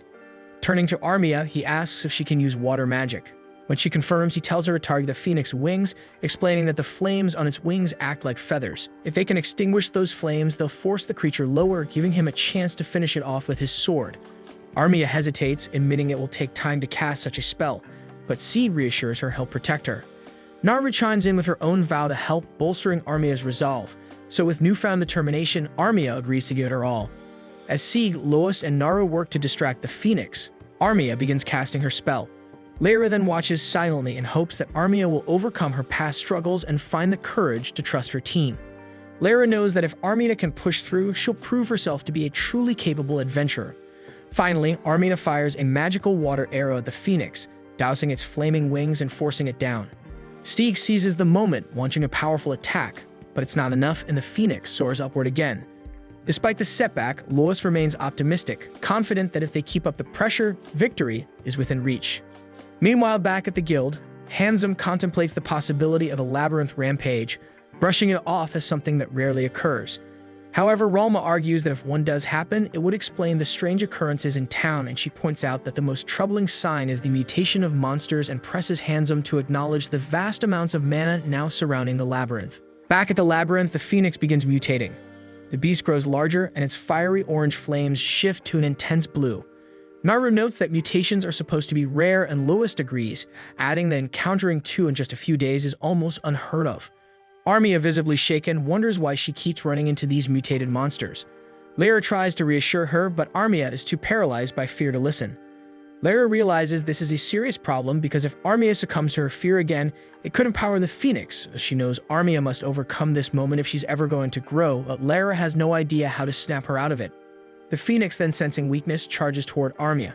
Lyra shouts at her to dodge, but Armia is frozen in place. The beast then launches a fireball, but Sieg intercepts it, slicing through the flames with precision and saving her at the last second. The phoenix then retaliates with a relentless barrage of fireballs, but Sieg cuts through everyone, urging Armia to step up and shouts that they can't do this without her. Lyra reaches out, extending her hand to Armia, and something finally clicks. Armia agrees to help but asks for a bit of time, so her team holds the line, buying her the moment she needs. Meanwhile, outside the labyrinth, Ralma has left the guild. Reflecting on her encounter, she mutters that she hadn't expected them to spill the truth so easily. She moves to the stone pillars scattered around the city and uses her fire magic on one of them. Examining the reaction, she concludes this isn't normal magic and wonders what on earth she's dealing with. Back in the labyrinth, Naru lands a punch on the phoenix, but it barely phases the creature and her hand catches fire in the process. She quickly extinguishes the flames, but the phoenix counters with another attack. Lois blocks it, but his sword melts from the intense heat. As the battle rages on, Armia prepares to fire another spell. Recognizing the strain she's under, Lyra casts a healing spell to restore her stamina, knowing how tough it is to use attack magic twice in quick succession. Armia then launches an ice arrow, striking the phoenix and knocking it out of the sky. Despite the hit, the phoenix regains flight. Sieg then resolves to face it head-on, but before he can act, Naru delivers another devastating punch, finally grounding the creature. Lois then seizes the opportunity and finishes it off by driving his knife into the phoenix's head. This defeats the phoenix, and Lois compliments Armia on a job well done. He points out that it's all thanks to her magic that they managed to secure the win, and the others wholeheartedly agree. Overwhelmed with joy, Armia starts crying and thanks everyone for their support. She then picks up the monster's magic crystal while the rest of the group savors their victory. Amid the cheers, Lyra quietly tells Sieg that Lois didn't transform this time, so Sieg wonders aloud what that transformation from before could have meant, resolving to keep an eye on Lois for a while. The scene then shifts to the inn, where the group reunites with Ralma, who's drinking at a table. She casually asks if they managed to take down the phoenix, surprising them with her knowledge of the event. When questioned, she explains that a talkative girl spilled everything after she threw some money her way, and seeing their relaxed demeanor, Ralma guesses they must have defeated the monster. She then jokes that they should use their reward money to treat her to dinner, though Lois suspects she's more interested in drinks than food, and with that they all sit down for a meal. As they eat, Naru marvels at the delicious food, confessing that she never knew such flavors existed before coming here, but Ralma unimpressively grumbles that the food is mediocre at best, with tough, ordinary meat. Sheila, who arrives to serve more drinks, overhears the comment and leaves in a huff, clearly offended. Ralma then turns to Naru with a smirk, telling her to enjoy the soup while she can because she won't find anything like it back at the mansion, and this comment leaves the others puzzled. Noticing their confusion, Ralma realizes Naru hasn't shared her background, so without hesitation she says that Naru is actually the daughter of the Earl of Analastoria. The group is stunned and Ross suddenly recalls that she's the same girl he saved once before. Meanwhile, back at the guild, Handsome informs Mist about the Phoenix mutation that occurred earlier, and he also mentions that Ralma is currently in town. Hearing this, Mist replies with a serious tone that they will be going to need his disciples' help. The next day, Lois and Naru head to the guild to exchange the Phoenix magic gem for money. But when Amherst presents their payment, Naru is furious because it looks embarrassingly small. Phoenix gems are known to be extremely valuable, and this one came from an evolved phoenix, making it worth even more. To Naru, there's no way this meager sum is fair, so Amherst must be trying to rip them off if that is all. But while Amherst might be a shamelessly money-hungry opportunist, she's no thief, and she calmly assures Naru that the pouch contains the full value of the gem and even invites her to double-check for herself. Typically, the guild pays adventurers in silver coins, but in this case, the payment would have amounted to hundreds of thousands of silver coins, so it would have been a logistical nightmare to avoid that Amherst exchanged the value into gold coins instead, making it far easier to transport. Then when Naru finally inspects the pouch, she's stunned to realize Amherst wasn't lying. Flustered and unsure of what to say, she stands awkwardly as Lois steps in, quietly accepting the payment and settling Amherst's fee before walking off without a word. Amherst, ever thrilled to pocket her cut, can't help but notice that Lois seems unusually subdued, so she leans toward Naru and asks if something happened between them. Naru brushes her off and follows Lois outside, where the two of them sit down for a quick snack. But even then, Lois remains eerily silent. Unable to bear the tension any longer, Naru finally breaks the ice and says that there's something she's been wanting to ask him. With her new fortune in hand, Naru suggests they rent a detached house together. Her sudden proposal catches Lois completely off guard, but she quickly explains her reasoning. Staying in hotels isn't just inconvenient, it's expensive, so with the money they've earned, renting a private house is not only more secure, but also far more economical. Besides, Naru has already done her homework on the housing market, and in fact, she points out that they could even afford to buy a house, not rent it, if they wanted to. Lois agrees with Naru's points, but can't help asking if there's a specific reason she's bringing this up now, like a complaint about Mary's hotel, but Naru quickly clarifies that there's nothing wrong with the hotel itself. It's comfortable, the food is excellent, and it's no wonder it's so popular. However, its popularity means it's always bustling with activity, but what she doesn't admit is the real reason behind her suggestion is she longs for a private space where she and Lois can have uninterrupted conversations, and maybe, just maybe, grow close enough for something a bit more intimate. Flustered by her own unholy thoughts, Naru's cheeks turn crimson. Lois, completely unaware of what's running through her mind, responds with his usual practical tone and tells her it's still too early for them to buy a house together, because for now he believes they should save their money for potential emergencies, and besides, they need to consider their situation with the others. After returning from the Phoenix hunt, C had proposed the idea of forming a permanent party since they all worked so well together. Lois hasn't given him a definitive answer yet, but he's been seriously mulling over. If they plan to venture into the labyrinth's deeper floors, he and Naru will struggle on their own, so adding strong teammates like C would be crucial. While Naru isn't thrilled at the thought of sharing Lois' attention, she knows he's right, so begrudgingly she agrees that merging parties with C and the others is the best move. Later that day, Lois and Naru meet up with the rest of the group to finalize their decision, and together they agree to form a unified party, so C raises his mug proposing a celebratory toast to their new team. Mary, ever the gracious host, overhears and surprises them with a special meal on the house. After the feast, Armia falls into a blissful food coma, and as the hour grows late, Lara volunteers to take her upstairs. Lara then heads toward the stairs while hoisting the drowsy Armia onto her back, but just as she's about to ascend, Naru approaches her saying there's something she'd like to discuss. They head upstairs together, and after settling Armia into bed, Naru confides in Lara about her earlier conversation with Lois regarding buying a house together. Lara, impressed by Naru's boldness, compliments her for taking such a step. However, Naru admits that Lois rejected the idea, which has her wondering if he might hate her, but Lara quickly reassures her that Lois doesn't hate her. In fact, it's more likely that he's hesitant because he cares deeply for her. Lois doesn't strike Lara as the shy type, But every man has his own way of approaching these things, so Lyra advises Naru to be patient and give him time.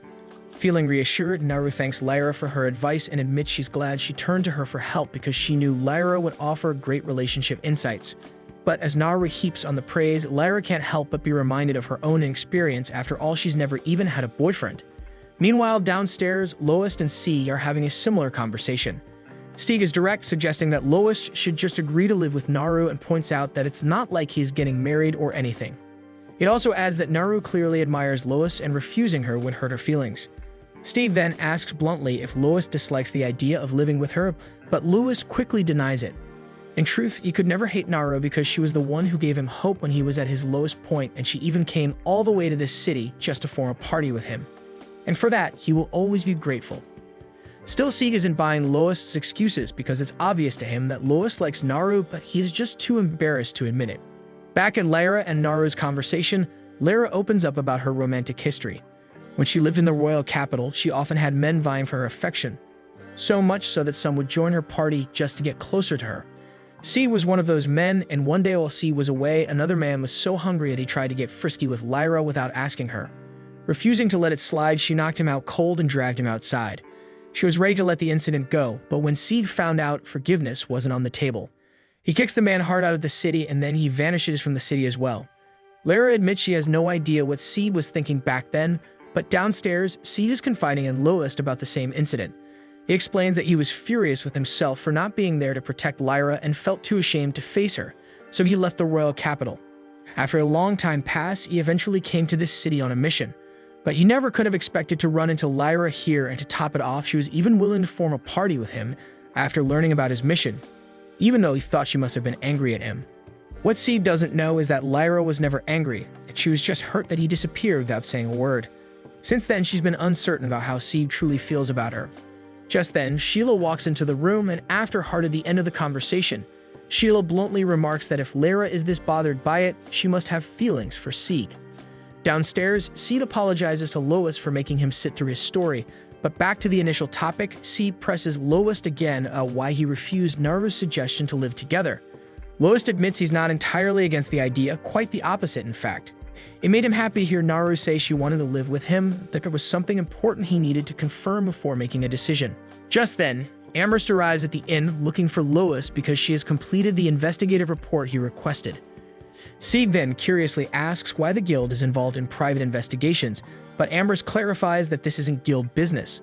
Lois had personally asked her to do some research for him, which is why she's here after hours. Then before starting, Amherst asks if it's okay to discuss this in front of C, but Lois without hesitation assures her that C is trustworthy, and with that Amherst begins her report on Naru. Naru is the only daughter of the Earl of Analastoria, and by tradition Naru and whoever she chose to marry would inherit her father's title. But one day she suddenly declared she wanted to become an adventurer. While it's not unheard of for nobles to take up adventuring, no parent would willingly support their only child taking on such a dangerous profession, so initially the Earl was firmly against the idea. But his stance changed completely after one peculiar event. Naru's hair suddenly turned blue overnight. This unexpected change in Naru's appearance was the reason that left Lois puzzled as well. He knew her hair color had changed, but he didn't realize it happened so suddenly, and the cause of this transformation remains a mystery. Still from that point onward, the Earl surprisingly stopped objecting to Naru's decision to become an adventurer. Lois can't help but wonder why the Earl would have such a drastic change of heart, so Sieg then suggests a grim possibility that Naru might have a terminal condition and her father wanted her to enjoy her freedom before she dies. But this doesn't quite add up because Naru is incredibly strong enough to punch a phoenix out of the sky, so she doesn't appear to be in any immediate danger. Whatever the reason, one thing is certain. Naru has her father's full consent to pursue her adventuring career, and that's what Lois needed to confirm. While he never wanted to doubt Naru's claims, there was always a small chance she was lying about her father's approval just to stay close to him. But now that he knows the truth, he feels relieved to have confirmed it. After Amherst receives her payment, she promptly leaves, uninterested in lingering for the ongoing discussion. Once she's gone, Sieg turns to Lois and asks what he would have done if Naru's father had disapproved of her becoming an adventurer. Lois explains that in such a case, he would have told her to return home temporarily and try to convince her parents properly. And if that didn't work, he would have still supported her in any way necessary, but thankfully it seems that won't be an issue now. Upstairs, the girls are piecing everything together. Naru is the daughter of an earl, yet she trained relentlessly, dropped everything to come here after hearing that Loest had been kicked out of his party, and even boldly asked him to live with her. They're all deeply impressed by how proactive Naru is in her romantic pursuit, and Lara can't help but wish she could be as courageous. And that makes the group devise a plan to help. They bring Lara downstairs and practically drag her into confessing her feelings to Sieg, so she nervously asks him if they can have a private chat outside. Sieg, puzzled but noticing her seriousness, agrees to step outside with her. Once they're alone, Lara musters the courage to ask Sieg to be her partner. Initially, Sieg misunderstands, thinking she's talking about their adventuring party, but Lara quickly clarifies that she means partners for life. Only then does it dawn on Sieg that she's confessing her romantic feelings. Meanwhile, all the girls are crowded near the door, eagerly spying on the conversation to see Sieg's reaction. Sieg is completely flustered and stammers that he needs time to think about it. Lara, while disappointed by his lack of an immediate answer, understands because Sieg has never been the type to plan ahead when it comes to matters of the heart, so she's willing to wait for his decision. The girls are thrilled that Lyra's confession went better than expected. Then Loest turns to Naru and asks if she has time to talk with him tomorrow because there's something important he wants to tell her. Meanwhile, down in the labyrinth, a group of rookie adventurers finds themselves cornered by an orc on the upper floors. They don't stand a chance against it, so they desperately hide, hoping it moves on. Fortunately, the orc doesn't notice them and lumbers past, and just when they think they're in the clear, they make a dash for the exit, but another orc appears and cuts off their path. And to make matters worse, the first orc starts doubling back, leaving the group moments away from being trapped on both sides unless they act fast. But not to worry, because the group's leader had prepared for situations like this to ensure everyone's survival, which is precisely why they brought Keith. But as for poor Keith, well, let's just say he won't be writing a memoir about this adventure, because the group uses him as bait to lure the orcs away while they make their escape. Meanwhile, back in town, Loest and the others are enjoying breakfast together. But Naru is so lost in thought she can barely focus on her food. Stieg and Lara start to worry about her, assuming her distraction has something to do with Loest. He mentioned having something important to tell her, but never specified what it was or when they talk, so now Naru can't stop daydreaming about what it might be. Lara nudges Loest, suggesting he stop stalling and just talk to Naru already. But Loest hesitates because this isn't a conversation to rush. Still, if he drags it out much longer, Naru might actually start nibbling on flowers out of nervousness, so he finally decides to rip off the bandage. Loest then approaches Naru, and the moment he calls her name, she jolts nervously and asks what he needs. He tells her it's time for that discussion, and she eagerly braces herself for whatever he's about to say. But before Loest can get a single word out, the door to the inn slams open. And somehow, against all odds, Keith stumbles in alive but battered. Sheila recognizes him instantly and panickedly rushes over to check on his injuries. A little while later, Loest finishes healing Keith and reassures everyone that the kid is going to be fine, and his injuries weren't nearly as bad as they seemed, so for now, Lyra and Sheila will be looking after him. The others find this arrangement a bit odd because it makes sense for Lyra to be involved since she's a healer, but why does Sheila? So Mary steps in to explain that Sheila and Keith have been friends since they were kids. Keith is a labyrinth orphan, so he grew up alongside Sheila and is the same age as her. So Mary could never abandon him, and she often let him hang around the inn and share meals with them. And over time, she grew attached to him and would have gladly given him a job at the inn. But Keith had his heart set on becoming an adventurer, so Mary supported his dream. She even remembers how happy he looked when he told her he'd join his first party. And now look how that turned out. Loest then turns to Naru, apologizing for postponing their talk again because there's something urgent he needs to handle first. He'd already called in a favor to track down the party that abandoned Keith in the labyrinth. The guild members caught up with them and delivered a thorough beating as punishment. And now they're offering Loest the chance to decide their fate. But after seeing the state they were left in, Loest decides they've been punished enough. But he orders the party to leave the city immediately, warning them to never come back, and with no other choice, the party flees. Amherst, however, isn't thrilled, and while she understands Loest's anger and why he sought justice, disputes between adventurers are supposed to be handled by the guild, not vigilant action. So she warns that she can't condone their approach. This enrages the adventurers, who point out that the guild did absolutely nothing to address the issue in the first place, nor were they planning to take any meaningful steps to ensure justice for Keith. Amherst concedes that the guild's response to these situations is woefully inadequate, but reminds them that she's bound by management's orders and has little say in how these matters are handled. Just then, Handsome arrives fuming and begins scolding the adventurers for taking matters into their own hands and banishing the party, and he claims that they had no authority to make such a decision. The adventurers, however, fire back, yelling that Handsome has no right to criticize them when he did absolutely nothing to address the problem in the first place. Tensions rise until Lowest steps in, urging everyone to calm down and assure them that he'll speak with Handsome directly to address their grievances. When Lowest meets with Handsome, he lays out everything that happened. Handsome is still displeased that the adventurers acted on their own, but now that he's heard the full story, he can understand why they did what they did. Lowest then challenges Handsome, asking why he hasn't implemented any measures to prevent such situations, and he points out that other cities have policies to protect labyrinth orphans from being used as bait. But Handsome counters with a sharp question of his own. Will those policies actually be enforceable in a labyrinth? Cities can draft all the rules and regulations they want, but if they don't result in meaningful changes, they're just a waste of time and resources. Lowest then presses further, asking if Handsome intends to abandon all the labyrinth orphans who end up being exploited. But Handsome corrects him, stating that Lowest is missing the point. He's always been upfront. Anyone dissatisfied with the way this city operates is free to leave. It's not about shutting down complaints, it's about making sure that only those who can truly handle the life of an adventurer take up the role. The guild has never forced anyone to become an adventurer, and that includes Keith. If Keith can't handle the risks inherent to the job, Handsome argues that he should have chosen a different path. Lowest wants to push back to tell Handsome he's wrong, but part of him reluctantly agrees with the harsh truth in his words. Still, Lowest insists there has to be a better way to address the situation and protect labyrinth orphans. At this, Handsome stands and recalls something a man once told him. For an adventurer, the incompetent are as good as dead, so it's best to be prepared from the very start. Handsome then reminds Lowest that those were his words spoken years ago, and to drive the memory home, Handsome reveals a scar he received during their time together.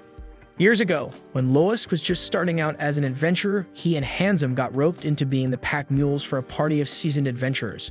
Handsome in particular was treated like dirt, so seeing this, Lowest offered to help carry some of Handsome's load to ease his burden.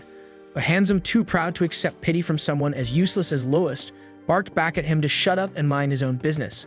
That night, while the rest of the group huddled by the fire warm and laughing, Handsome sat alone in the freezing cold, stewing in regret over taking this miserable job, even if it paid all right.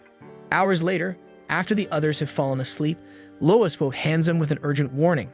A group of goblins was approaching. He told Handsome to alert the others while he stayed behind to keep watch, so Handsome did as he was told. When the group assembled, Lowest explained the situation. The others were skeptical and demanded to know if he was certain, but Lowest stood firm. There was no mistaking it. A massive horde of goblins was closing in, and they are too many to count. When the group finally saw the goblins for themselves, panic set in. They realized there was no way to win against such overwhelming numbers, so their only hope was to flee, but the leader argued that running outright was too dangerous. To buy time, the party devised a cruel plan, used Lowest and Handsome as bait to distract the goblins. Before Handsome could grasp what was happening, he and Lowest were shoved off the side of a cliff and left behind. Handsome then furiously called for help, but Lowest stopped him and explained bitterly that the others had never intended to help them.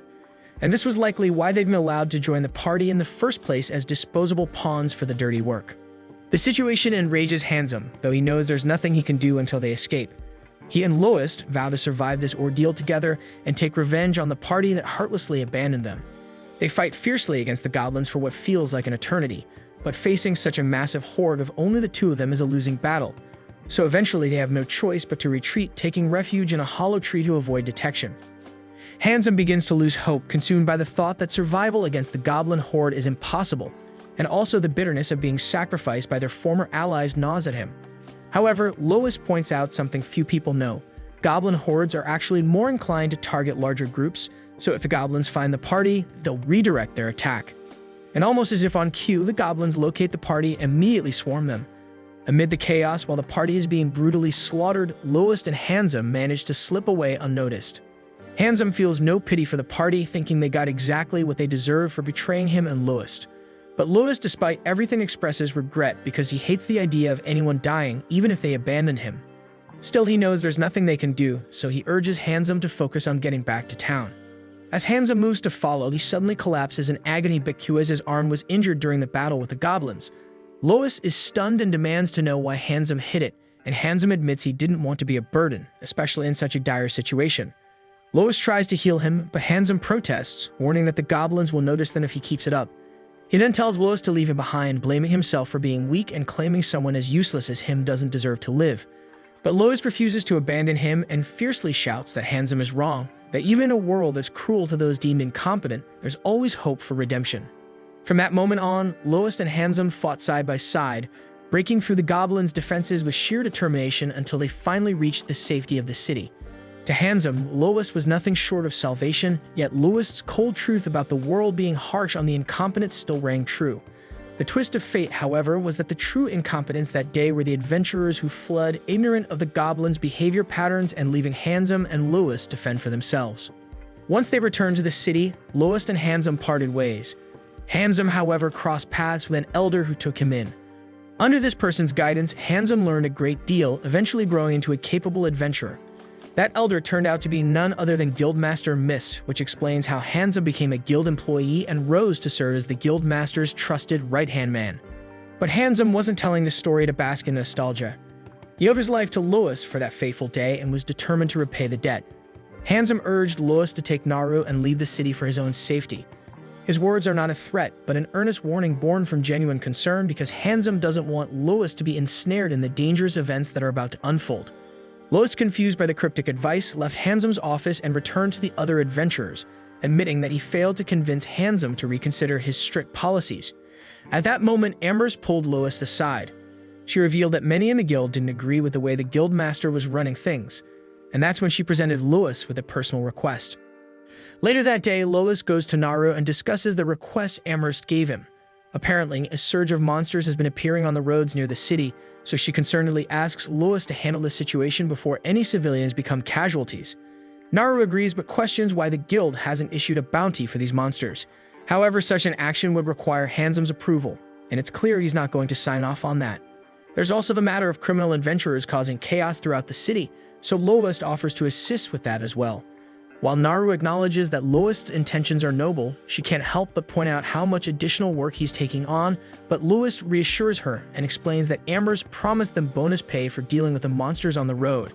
Yet because this mission isn't guild-approved, the reward will come directly from Amherst's own pocket, and that is something she clearly doesn't want to do but feels is only fair considering Lois is going out of his usual duties to assist. The next day, we find Seed training Keith and a group of young boys in swordsmanship. Lois arrives with Naru, beaming with pride at how well Keith is progressing. Lara, not one to miss a chance for credit, points out that much of this success is due to her healing spells. However, she emphasizes that Keith's natural resilience and determination to recover played the most significant role. It's clear Keith has a calling to be an adventurer. After all, it was his own idea to ask Sieg for training. Once the sword lessons conclude, it's Naru's turn to teach hand-to-hand combat techniques. Spotting an opening, Lyra inquires if Lois has already spoken with Naru about the thing. But Lois, as absent-minded as ever, seems to have completely forgotten, so Lyra gets angry at him as C, with a smile, notes that she's back to her usual fiery self. Meanwhile, Handsome meets with the guildmaster, bringing along a letter from the Prime Minister. The letter serves as a stern reminder for the guild to monitor Naru closely. Confused about why someone like Naru would attract the Prime Minister's interest, Handsome asks Mist for clarification. Mist then shares the tale of the evil dragon and the sleeping princess, a widely known fairy tale in their world. In the story, the princess sacrifices herself to defeat the malevolent dragon. But Mist reveals that it's more than just a tale, it's a prophecy destined to unfold. The mark of one chosen by the gods to fulfill this role is the sudden appearance of blue hair, a description that chillingly matches Naru perfectly. We then see Lois and his party outside the town where they come across a group of monsters. Naru observes that these creatures seem to match the description provided by Amherst, so they must be the ones that appear frequently in this area. The group then discusses how to handle the situation, and Lara suggests setting up an ambush halfway to the town, while Armia proposes attacking from a distance using long-range magic. However, Lois, eager to take them head-on, insists on fighting directly, explaining that he wants to take out every last one of them. Armia agrees that attacking from afar could let some monsters escape, and Sieg suggests approaching from downwind to gain an advantage, so Lois likes Steve's idea and decides to go with it. As they move downwind, they come across the very same carriage in which Naru was attacked years ago, a grim reminder of the town's neglect in cleaning up such wreckage. The monsters then soon notice them and launch an attack, prompting the group to fight back together. Naru reflects on how helpless she was back then, that all she could do was break down in tears, but she reminds herself that she's not the same person anymore. And also, while Lois fights fiercely, he recalls how he could barely stand against these creatures the last time, even when giving it his all. But despite these memories, they feel happy that they kept their promise and are now fighting side by side as a team. After an intense battle, they successfully defeat all the monsters, but before they can celebrate, an earthquake shakes the ground beneath them, its effects reaching all the way back to their town. Although the tremor causes some collateral damage, the citizens thankfully remain unharmed. Then we see Mist observing the unfolding events and remarks that it has finally begun. Meanwhile, Lois and his party then return to Mary's inn, relieved to find that everyone is safe. Their relief is short-lived though, as an adventurer bursts in with an urgent message, and he informs Lois that Marnell is looking for him. Lois confusedly wonders if something has happened to the guild, but the adventurer clarifies that Marnell isn't at the guild. He's waiting for Lois at the town's entrance. Lois and his party then head over to Marnell, who points out a group of goblins just outside the town gate. Naru is shocked to see so many still left, especially after they had just wiped out a large number of them, and she also notices that hobgoblins are among the group. Lois then quickly realizes that the goblins are preparing to attack the town, and he knows this is bad news because the town is already in disarray from the earlier quake, so he knows this will be hell for them. Marnell agrees, saying they need to stop the goblins here and now, but he acknowledges the difficulty of dealing with all of them. This explains why he sought Lois's help. Still, since they haven't secured any agreements with the guild, there's no guarantee they'll be paid for this effort, but Marnell assures Lois that he won't hold it against him if he declines, but Lois and his party immediately agree to help, stepping up to face the goblins. Armia then launches her magic at the enemies while Sieg skillfully swings his sword, cutting through the goblins. But Lois Ever, the daredevil, takes on the hobgoblins, managing to slice off one of their arms. The hobgoblin is so stunned by this that it begins to speak, hurling curses at Lois and swearing vengeance. The other goblins rally behind their leader, shouting that they will kill everyone, and the adventurers are taken aback by the talking monsters.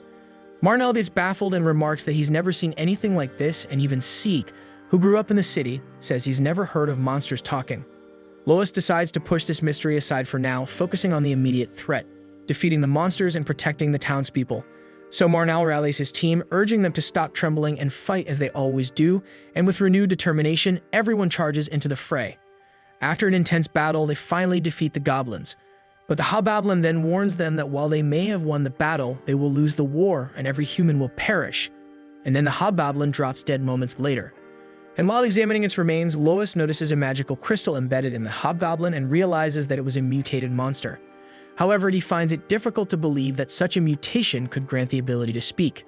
Just as the group is catching their breath, another adventurer arrives, shouting that they are in serious trouble, and he points to a massive swarm of monsters emerging from the labyrinth. Lois and his party then climb to a vantage point and are horrified to see the sheer number of creatures because it's easily 3 times the number they had just fought, with even more pouring out of the labyrinth. Sieg then wonders what they should do, as holding them all back seems impossible, so Lois, with a heavy heart, decides they have no choice but to retreat for the time being. Naru then, with worry in her voice, wonders what they are going to do next, and Lois confidently reveals that the plan is to join forces with other adventurers in Marmot and turn these monsters into nothing more than mincemeat. But their plans are thrown off when Lois notices a large crowd gathering in front of the Adventurers Guild. So Lois curiously wonders what's going on, and he soon discovers that a bounty has been placed on the monsters escaping the labyrinth. The payout is substantial, and this explains the massive crowd. Even Amherst thinks the amount being offered is absurd. But that's not all. Some adventurers are even being paid in advance, and because of this, many are taking the money and fleeing instead of fighting. So Naru frustratedly remarks that they should stop paying adventurers up front if they know this is happening. Then Lois quickly deduces that this must be Handsom's doing, and Amherst confirms his suspicions.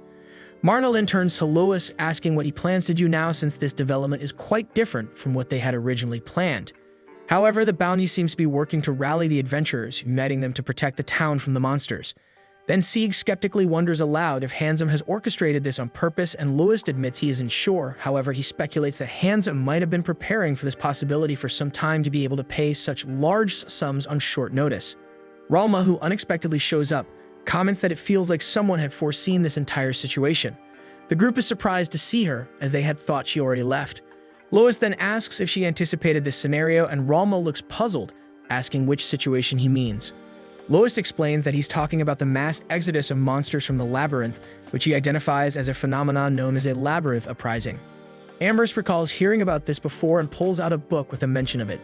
She explains that a labyrinth uprising occurs when an overwhelming number of monsters pour out of the labyrinth, and in most cases, the phenomenon subsides within a day, but in rare instances, the influx of monsters can last for several days. and she grimly adds that towns or villages near labyrinths are often overrun by monsters during uprisings and are ultimately destroyed. Then she explains that the cause is an excess buildup of magic power within the labyrinth, and to end the uprising, all the monsters must be defeated, forcing the labyrinth to expend its magic power, creating more monsters until the energy is depleted. Amherst then recalls that adventurer guilds were originally established to manage the buildup of magic power within labyrinths and prevent events like labyrinth uprisings. Lara wonders how she could have forgotten such a critical historical fact, so Amherst explains that this knowledge is only briefly covered during training, and she also never encountered such a phenomenon in her lifetime. Ralma chimes in, pointing out that there hasn't been a labyrinth uprising in over a century, so this means the guild has been doing its job effectively, even if most of its staff were unaware of the role they were playing.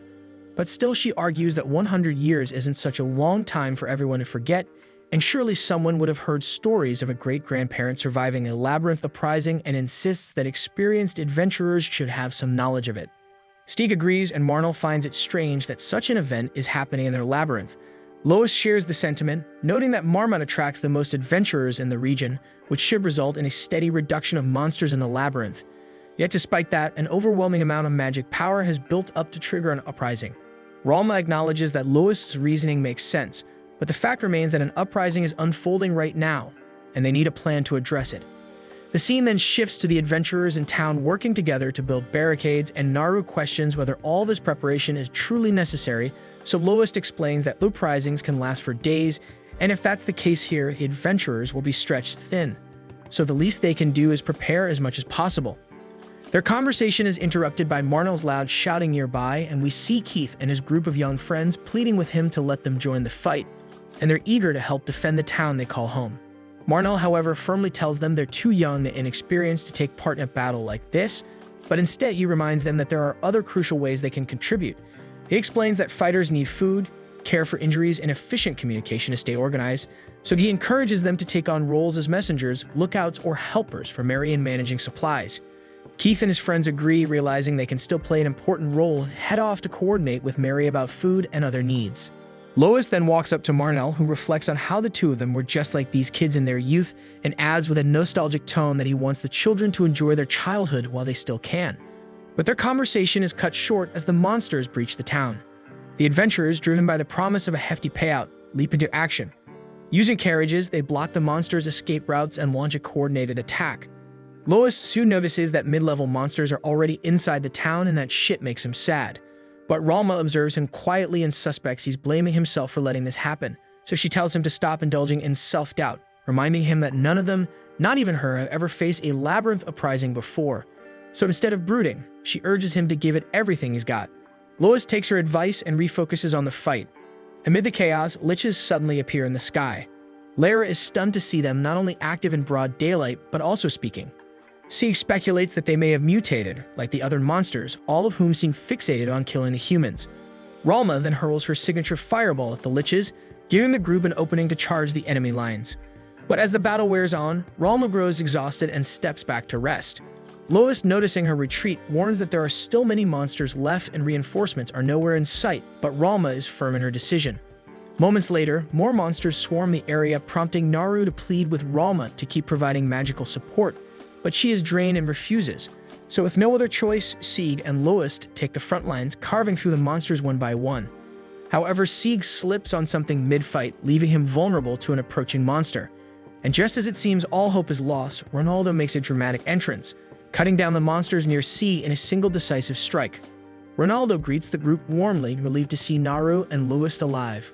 Lyra, watching the exchange, is surprised that he knows them. So Naru explains that Ronaldo once trained her in swordsmanship, but Ronaldo says that he only gave her a few lessons because martial arts were her true strength. Then with a teasing smile, he adds that she was still better than our incompetent Lois. Lois, clearly used to this jab, casually replies that he also trained under Ronaldo, and that surprises Lyra, who hadn't known that Sieg and Lois were fellow apprentices under the same master. Ronaldo, however, cuts the conversation short, saying he'd love to catch up, but that dealing with the monsters is the priority for now. Ronaldo then charges into battle, tearing through monsters like they're worthless scraps, leaving Marnell to gape and ask who this guy even is.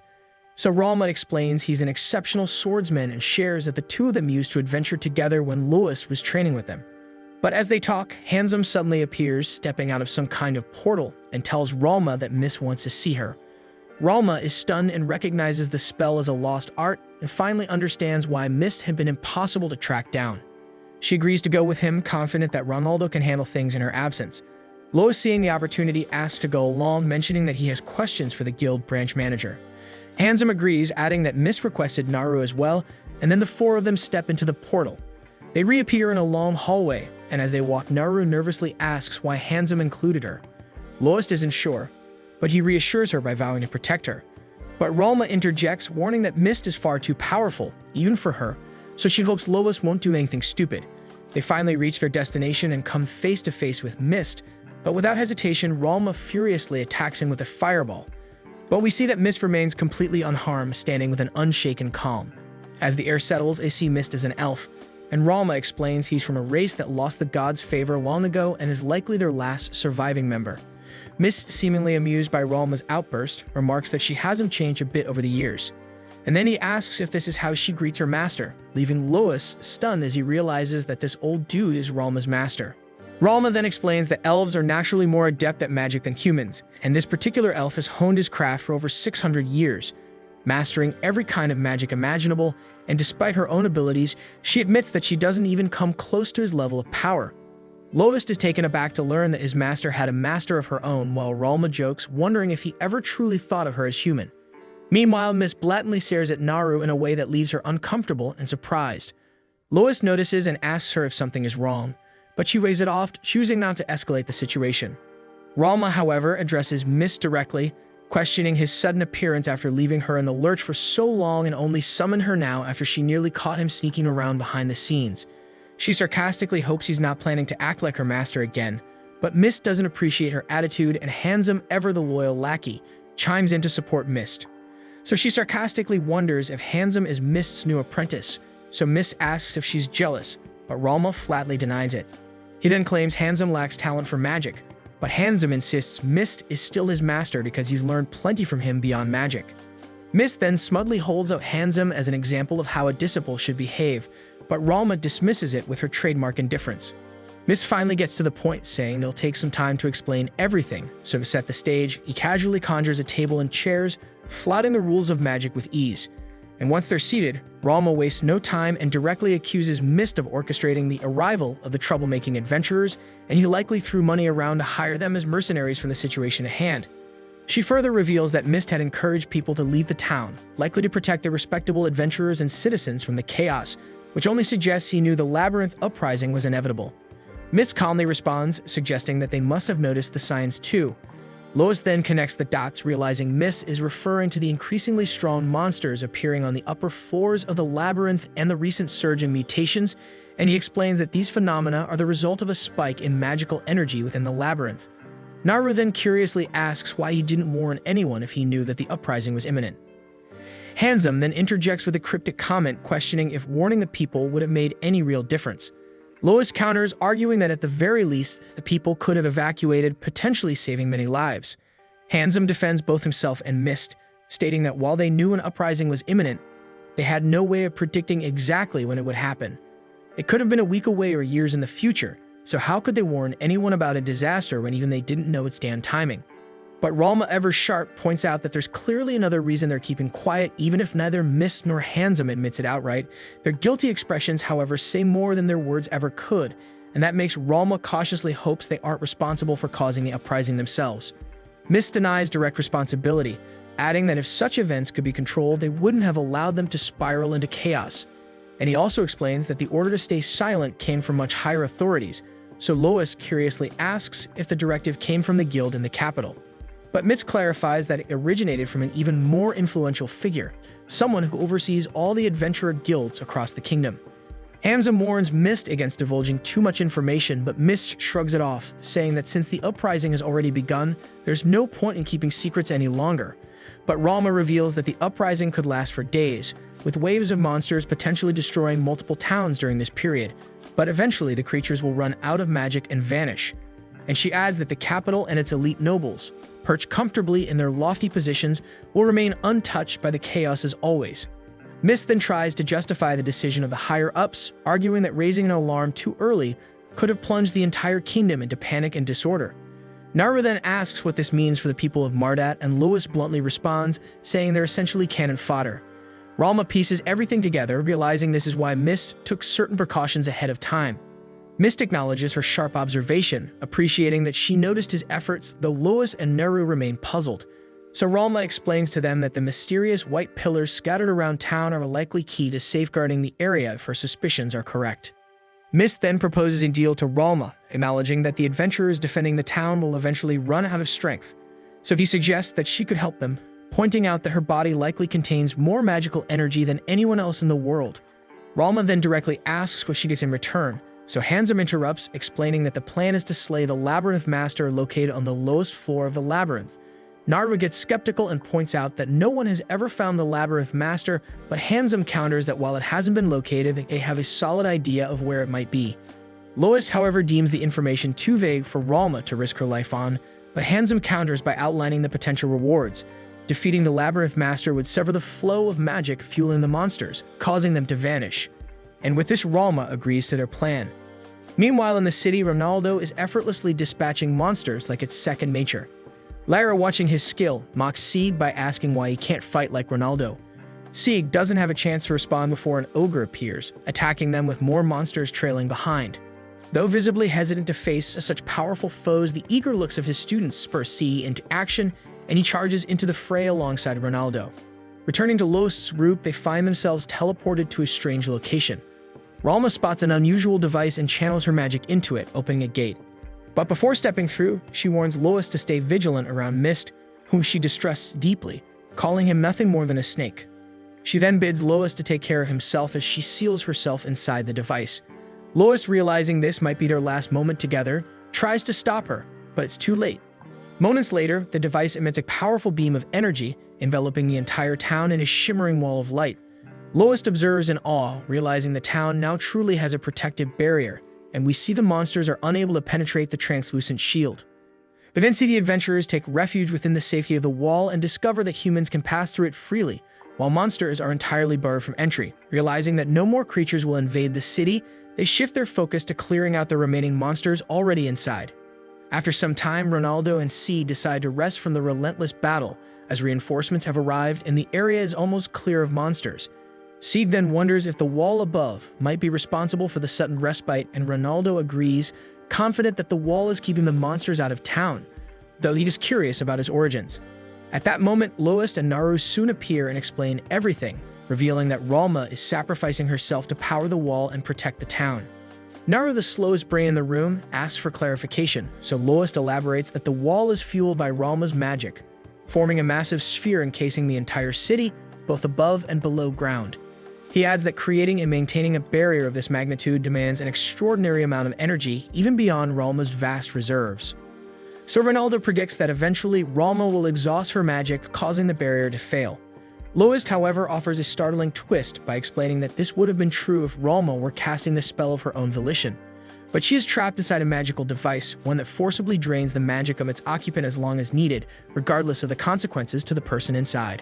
Just then, a griffin charges fiercely at the barrier, and Lara quickly points out how rare and powerful griffins are and adds that even the most skilled adventurers might struggle against one. Then we see the griffin slamming into the barrier repeatedly with relentless force, so Ronaldo immediately realizes the situation is critical, warning the group that the barrier's magic is draining faster with each hit. The girls agree, acknowledging that every attack puts more strain on Ralma, who powers the barrier. Lois, determined to take responsibility, declares he will face the griffin alone. Ronaldo stops him, but Lois refuses to stop because he has to take responsibility for letting Ralma face such a dire situation. Ronaldo argues that this burden is too big for Lois to carry alone, and he confesses that he too feels responsible for sending Ralma into such peril, and soon the others admit their shared guilt. And with renewed resolve, Ronaldo reminds the group to have faith in their teamwork and not let despair dictate their actions, and together the group moves beyond the barrier to confront the danger head-on. They begin cutting through smaller monsters, making a path toward the griffin. But despite their efforts, Ronaldo notices the relentless griffin continuing its attack on the barrier. So he refuses to waste time dealing with the lesser threats, urging the group to clear them out quickly so they can confront the griffin. And one by one, they dispatch the monsters, forcing them to retreat, but just as they begin to push forward, a ferocious Fenrir emerges, blocking their path. So Lois warns the group, describing the femur as being as swift as lightning and nearly as formidable as the griffin itself. Sieg, in a weak attempt to appear brave, pretends to relish the challenge, but Lyra immediately calls out his fear. Realizing the urgency, Ronaldo leaves to handle the griffin, trusting the group to deal with the femur. Armia then steps in to block the femur from chasing Ronaldo by firing a fireball at him. The beast is enraged and attacks her viciously, but Lois intervenes, fighting back with all his strength. But despite his efforts, the femur's speed overwhelms him, and it nearly tears his hand off. And just as it prepares to land a fatal blow, Sieg jumps in, intercepting the attack and fighting it off. Naru and Lyra tend to Lois, while Armia and Sieg continue their battle with the femur, and we see Lyra casting healing magic to stabilize him. Meanwhile, Ronaldo knocks the griffin out of the sky, and the two ready for a fierce battle on the ground. Armia channels her magic to attack the femur, but the beast lets out a bone-chilling howl, summoning a lich to take down Armia and distract Sieg. Naru quickly eliminates the lich, but the femur pounces on Sieg, tossing him aside as it charges straight for Lyra. Naru leaps to intervene, but her heart sinks when she notices the femur has already grabbed Lois, hurling him like a ragdoll. Seeing him limp and lifeless, rage fills Naru, and she charges at the femur, launching relentless attacks. Armia tries to help, but her magic can't find its target with Naru so close to the beast. Though Naru manages to land a solid blow, the femur shrugs it off. The monster then retaliates with lightning-fast strikes, forcing Naru into a desperate defense. But eventually it breaks through her defenses, knocking her to the ground and injuring her severely. Then as the femur moves in for the killing blow, Lois makes a dramatic return, launching a powerful strike from above that finally takes the monster down. As Naru regains her breath, she reveals it was her plan all along. She noticed Lois healing himself after his earlier defeat and agreed to hold the femur off to buy him time. Grateful that her efforts were not in vain, she succumbs to exhaustion and faints. Naru later awakens back in the town, surrounded by her relieved party members. She is surprised to find herself alive and learns that Lois was the one who healed her injuries. But then she curiously asks Ronaldo about the griffin, who shows her its magic crystal. Naru then remarks that the realm should be safe for a while, and Lois expresses hope that Mist will succeed in defeating the Labyrinth Master as promised. Weary from battle, the group decides to return to the inn to recover. However, their brief respite is shattered when Handsome suddenly appears, capturing Naru and vanishing through a portal, leaving Lois devastated and blaming himself for failing to protect her. Then we see Marnell and the adventurers have just wrapped up dealing with the last of the monsters threatening the town.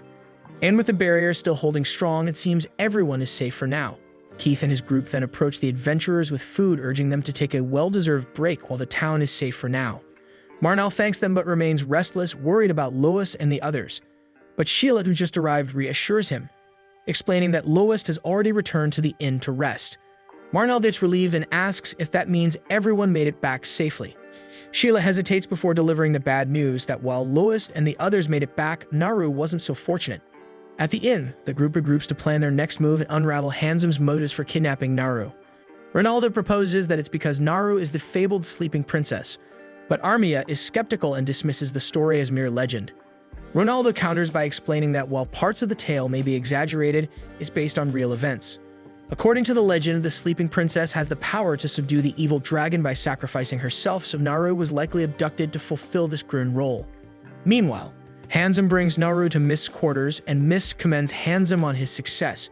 But the moment Naru realizes Mist orchestrated her kidnapping, she furiously lunges at him to strike.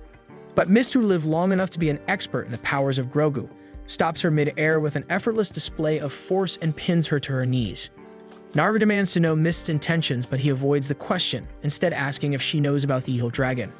Naru, thinking he's mocking her, retorts that everyone in this world knows about the dragon. Mist, however, presses her for details, revealing his seriousness. So Naru recalls the ancient tale of the evil dragon, a fearsome creature that appeared 200 years ago but was ultimately defeated by a mysterious hero. Mist then tells Naru that while she's mostly correct, she's missing some critical details. First off, the hero didn't actually kill the dragon, he only managed to send it back to where it came from. And the dragon didn't just show up 200 years ago, it also appeared 400, 600, 800 years ago. The dragon's resurgence is part of a repeating cycle that occurs every 200 years.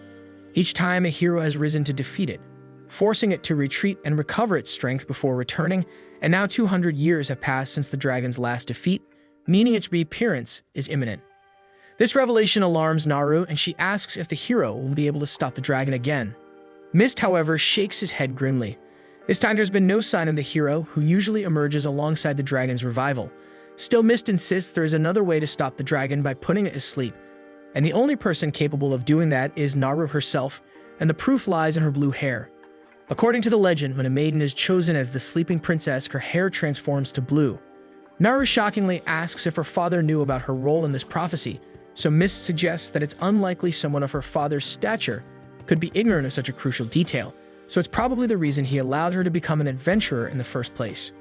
Back at the inn, Lois questions Ronaldo about Mist's true intentions, wondering if he plans to use Naru to put the dragon to sleep. Ronaldo doubts Mist is acting independently, suspecting that the order came from his superior, the Chancellor of the Adventurers Guild. Ronaldo explains that the Chancellor's priority is minimizing the damage caused by the dragon at all costs. Armia comments that the Chancellor's goal doesn't sound so bad, but Ronaldo quickly clarifies. The Chancellor isn't interested in stopping the dragon entirely, he only cares about limiting the destruction. For instance, if the Chancellor had to sacrifice 49 people to save 51 others, he would do it without any damn hesitation.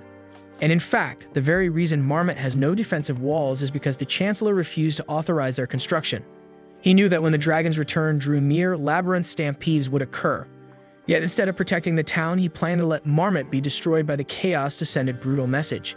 If an entire city were annihilated, it would force both commoners and royalty to understand the gravity of the threat and grant the Chancellor unchecked authority to do whatever was necessary to defeat the dragon. Naru is horrified to hear this and struggles to comprehend how the Chancellor could let an entire town perish. But in the Chancellor's eyes, this was the only way to ensure the survival of the world. The dragon's appearance always coincides with the labyrinth, and by studying ambient mana and labyrinth activity, the guild had long determined that Marmot would be the dragon's next target, and they had known this shit for decades. Ronaldo explains to the other the same thing, but if they've known for this long that the dragon will appear here, so Sage doesn't understand why they didn't warn the townspeople of the impending danger. And the harsh truth is the Chancellor intended for Marmot to be sacrificed, but Mist, on the other hand, rejected this cold-blooded strategy and secretly constructed a barrier around Marmot to protect the city without the Chancellor knowing about it. But if the stampede doesn't stop soon, Ralma's life will be in serious danger. Mist knows this, which is why he's likely doing everything he can to defeat the labyrinth boss as fast as possible. However, Mist's strategy includes contingencies. Having Handsome kidnap Naru was his way of ensuring a backup plan to stop the dragon if his primary mission fails. Ronaldo acknowledges that Mist's intentions remain uncertain, and without confronting Mist directly, they can only guess his motives. Unfortunately, tracking him down also won't be easy, as his exact location is unknown. But the one thing they do know is that he's headed to the deepest part of the labyrinth to confront the boss, making it their best chance to find him. However, the labyrinth remains largely unexplored, making this a dangerous mission into unknown territory, and before they proceed, Ronaldo ensures everyone is on board with the plan. Lois doesn't hesitate because he's willing to do whatever it takes to save Naru, and the rest of the group is equally concerned for her, so they agree to go as well. Deep in Mist's office, Mist, Handsome, and Naru step onto a magic circle, etched into the center of the room. And in an instant, they are teleported to a vast open area deep within the labyrinth. Meanwhile, Lois and the others have entered the labyrinth from another point. To their surprise, the immediate area is devoid of monsters, so Ronaldo quickly deduces that the stampede has likely driven most of the creatures out, but warns that it won't be long before new monsters begin spawning, so they realize that they need to act fast. On Naru's side, as she, Mist, and Handsome traverse the labyrinth floor, they encounter a towering Cyclops, a high-level monster that exudes raw power and danger. Staring at the colossal beast, Naru can't help but wonder what kind of place has creatures like this wandering freely. Mist answers calmly, explaining that they've reached the labyrinth's deepest floor, and just ahead lies the temple housing the dungeon boss. Naru is shocked to hear this, believing the deepest part of the labyrinth was still undiscovered. Mist admits he intentionally kept its existence a secret, and the only ones who have set foot here are Mist, Handsome, and now Naru, though Lois also managed to find his way here. And once he spots them, his voice cuts through the tense silence as he calls out Naru's name. His shout, however, draws the attention of the Cyclops, so the beast moves to intercept him, stepping into Lois's path and swinging its massive arms to attack. Yet even against such a formidable foe, Lois moves with incredible speed, and with a single strike, he slices one of the Cyclops' arms clean off. He then methodically takes down the remaining Cyclopses, all while his eyes glowing crimson. And once the last monster falls, Lois' eyes return to normal and turns to his companions to assure them that he's unharmed. Lois then confronts Mist with suspicion, but Mist greets him with an oddly genuine smile, saying he's glad Lowest arrived in time. And without resistance, Mist hands Naru back to Lowest. So Lowest accuses Mist of plotting something, but Mist assures him otherwise. He explains that he's not aligned with the Chancellor's ruthless methods and wants to minimize casualties. Ronaldo and C, however, remain skeptical, pointing out Mist's prior actions, which included putting Ralma, Naru, and others at risk. Mist calmly reminds them that so far no one has died, and if they defeat the Labyrinth boss quickly, no one will have to die at all. However, Mist emphasizes that for this plan to succeed, Lowest must be the one to defeat the boss, and adds that while he intends to help, he insists that ultimate victory must come from human hands. The gods do not favor the elves, and Mist believes that humans should take responsibility for saving the world. Besides, if Mist may be powerful, he admits that his time is limited and he doesn't have much longer to live. Therefore, he urges them not to rely on him for the final blow. With no other options, the group agrees to fight the Labyrinth boss. Then as they head toward the temple, Lara pulls C aside, questioning whether they should trust someone like Mist. Even Lowest harbors doubts, but if Mist's plan is true, defeating the boss could save everyone for now. When they reach the boss temple, Mist pauses to provide crucial details about the Labyrinth stampede and the dragon's revival. He explains that when the hero defeated the dragon long ago, he was sent to another realm to sleep. Awakening the dragon requires immense magic, which is harvested by the monsters rampaging through the labyrinth. And once enough magic is collected, the Labyrinth boss delivers it to the dragon to awaken it. In short, defeating the Labyrinth boss will stop the stampede and temporarily halt the dragon's revival. However, Mist warns that this solution is only temporary. Even if they disrupt the dragon's mana supply here, it will eventually attempt to revive itself using another labyrinth. Still, defeating the boss will buy them valuable time to devise a more permanent solution before the dragon's next attempt to awaken. Mist then strides to the temple gate, slamming his staff into the ground to summon the Labyrinth boss, and it's a massive and menacing creature called Siren. As the Siren emerges, Mist orders everyone to attack with full force, so the team springs into action. Armia then casts a binding spell, immobilizing the Siren. Seizing the opportunity, C and Ronaldo leap into the air, slashing through its wings with precision. For a moment, it seems they have the upper hand, but the Siren retaliates with a barrage of energy blasts, attempting to break their formation. Naru, however, leaps into action, landing a crushing punch that cracks the Siren's face. The blow forces the creature into retreat, but before it can escape, Lowest intercepts it, and with a swift, powerful strike, slices the Siren in half. The Labyrinth boss is defeated, and the group feels the rush of victory. But their triumph is short-lived because a dark tendril pierces Hansam's back, and the chilling voice of the evil dragon echoes from a portal. The dragon has already gathered enough mana to partially manifest. Recognizing Mist, the dragon's fury ignites as it accuses him of meddling in its plans once again. But this time the dragon vows not to be stopped and demands Mist surrender his body, threatening to kill Hansam if he refuses. Mist stands paralyzed by the impossible choice because he knows that giving his body to the dragon would mean catastrophic doom for the world. Yet letting Hansam die feels unbearable, but that fleeting hesitation proves disastrous. The dragon seizes the moment, forcefully taking over Mist's body. Now using Mist as a medium, the dragon channels immense power into the portal to fully manifest. However, with insufficient mana in the labyrinth to complete the process, the dragon teleports away to find a stronger source of energy. As the dragon disappears, Hansam collapses to the floor, freed from the dark tendril, but grievously wounded. Lowest rushes to his side, frantically attempting to heal the gaping wound in his chest. But Hansam weakly pushes him away, urging him to prioritize chasing the dragon instead. With his last strength, he warns Lowest of the devastation the dragon could unleash if it isn't stopped. Meanwhile, the dragon reappears on the outskirts of the city. Towering and filled with malevolent energy, it begins unleashing powerful magic against the city's protective barrier, intent on breaking through. And that damn attack makes them wonder if Ralma can maintain the barrier for much longer. Then we see the relentless evil dragon hammering at the barrier, showing a tenacity that's almost infuriating. And that shit makes Ralma is barely holding it together, and she can't believe her master was supposed to defeat the master of the labyrinth, but ended up possessed by the very evil they sought to destroy. She always thought he was an awful master, but even in her worst nightmares, she never imagined he'd dump her into a mess like this. But deep down, though, she knows she's no better because she decides to leave everything to Lowest. Meanwhile, the evil dragon feeds on the raw fear and anguish of the townspeople, funneling it to its true form, and suddenly the entire city trembles violently.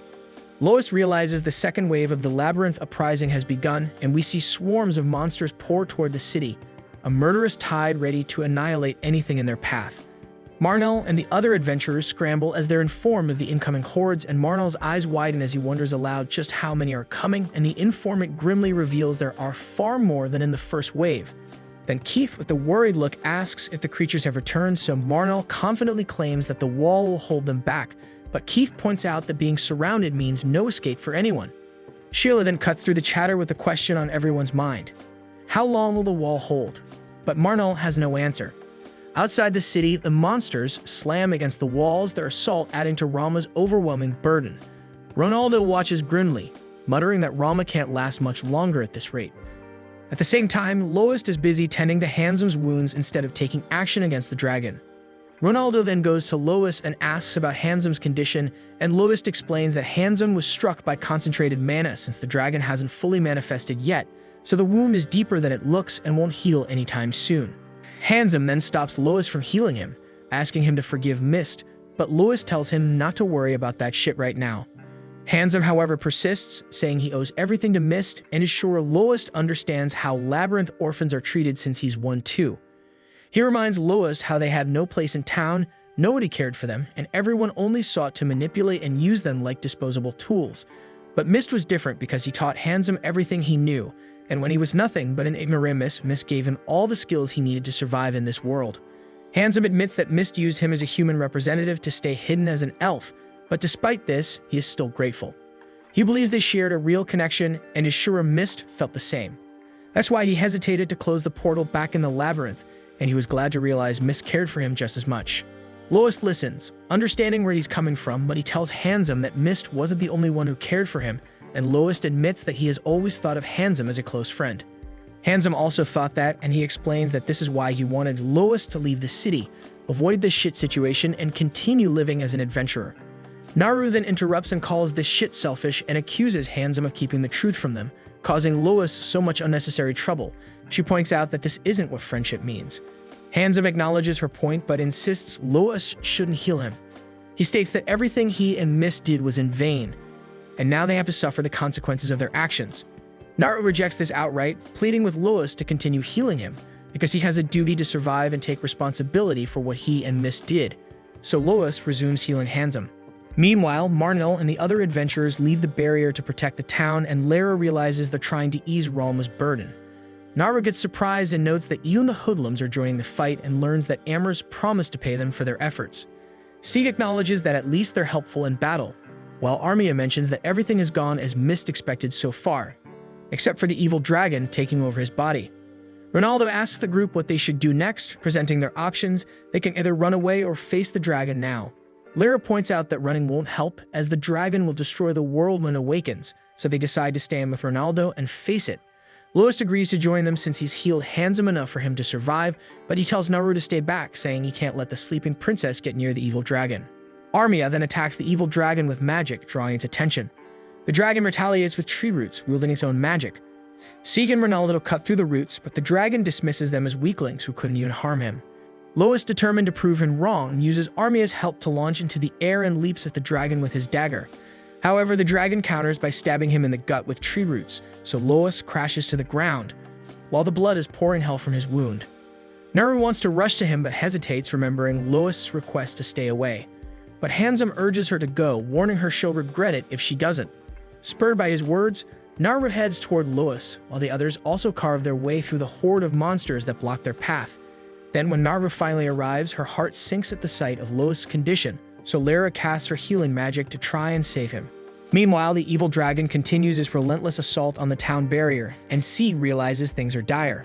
The barrier could collapse at any moment, and he knows they need to get the townspeople to safety. But there's nowhere for them to go. Naru rises with determination, declaring that she will use the power of the sleeping princess. Ronaldo asks if she truly understands what this means, and Naru insists there's no other choice. Ronaldo warns her that the sleeping princess is not as powerful as she imagines and explains that the dragon's sleep will only last for 10 years and asks if she's prepared to accept that shit. Naru acknowledges that 10 years isn't a long time, but it's not short either. She then moves toward the evil dragon, urging the others to use the time she gives them to find a hero, confident that Lois can succeed in 10 years. Facing the dragon, she shouts for it to devour her. Despite its own reluctance, the dragon is unable to resist its instinct to consume the sleeping princess, and he starts cursing her for appearing before him while he moves toward her. At that moment, Loest awakens and sees what's happening, and he horrifiedly pleads with the dragon not to harm Naru. But before the evil dragon does any shit, Loest suddenly unleashes a mysterious, overwhelming power within himself. Even the dragon is stunned, unable to comprehend what it's facing. It recognizes that this power doesn't belong to either humans or gods, and even Mist's consciousness still present inside the evil dragon is equally stunned, and with a smirk he notes that even the dragon is unaware of this immense force. So Mist can only note that this power is immense as Loest charges at the dragon, striking it with his bare fists so many damn times with no break. Naru then calls out to Loest, but he doesn't respond. Ronaldo observes with concern, warning that if Loest continues like this, he may never return to normal. Naru, with tears streaming down her face, begs Loest to stop and change back. But in a final act of desperation, Loest grabs the dragon by the neck, preparing to deal a killing blow. But Naru, unwilling to let him lose himself, steps between them, and her presence halts his attack. She then takes his hand and tells him she will always be there for him. And Loest finally hears her words and reverts to his normal self. The evil dragon then tries to escape amidst the chaos, but Mist uses his willpower to paralyze it, stopping it in its tracks. Handsome turns to Loest, urging him to finish it. But Loest hesitates, knowing that killing the dragon would mean killing Mist too. Sensing his reluctance, Mist reassures him, saying he's lived a long and fulfilling life and that Loest must not falter in defeating his enemy, and with a heavy heart, Loest draws his dagger. Naru then steps forward, offering to do it in his place if he can't go through with it, but Loest refuses. Naru insists on sharing his burden, and together they strike the final blow, stabbing Mist. The act forces the dragon out of Mist's body, banishing it back through the portal from where it came. With his dying breath, Mist praises their efforts, acknowledging that they succeeded in stopping the return of the evil dragon for now. He adds that the mana overwhelming the region is receding, and that the uprising will soon come to an end. Handsome then clasps Mist's hand, calling him a father figure, but Mist gently reminds him that he was too young to have been his father. As peace returns, Ralma releases the barrier surrounding the town. Ronaldo greets her as she exits the chamber, expressing concern about whether she overexerted herself. When she stumbles, he catches her, promising that he's sworn to protect her with his life and will do anything to honor that vow. But Ralma exasperatedly tells him not to make such reckless promises without consulting her first, but still thanks him warmly. And she adds that she's looking forward to spending more time together. Elsewhere, we see a man receiving news of the uprising's end. He learns that Mist has died, the evil dragon has returned to slumber, and the sleeping princess remains alive. Relieved that the world has been saved, he wonders aloud if this Loest might actually be the hero they've been waiting for. At the guild, Handsome announces that Amherst is the new guild branch manager, and that shit shocks everyone as usual. He then explains that with his injuries, she is the only one fit for the position. Amherst hesitates, unsure if she's up for it. But when Handsome mentions the money she could earn in the role, Amherst quickly changes her mind, agreeing to take the position on the spot. Later that night, C asks Ronaldo if he knew about Loest's power.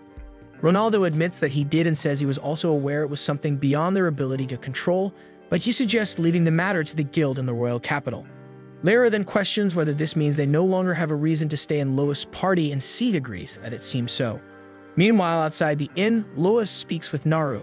He tells her the evil dragon will inevitably awaken again and shares his plan to embark on a journey to find the hero.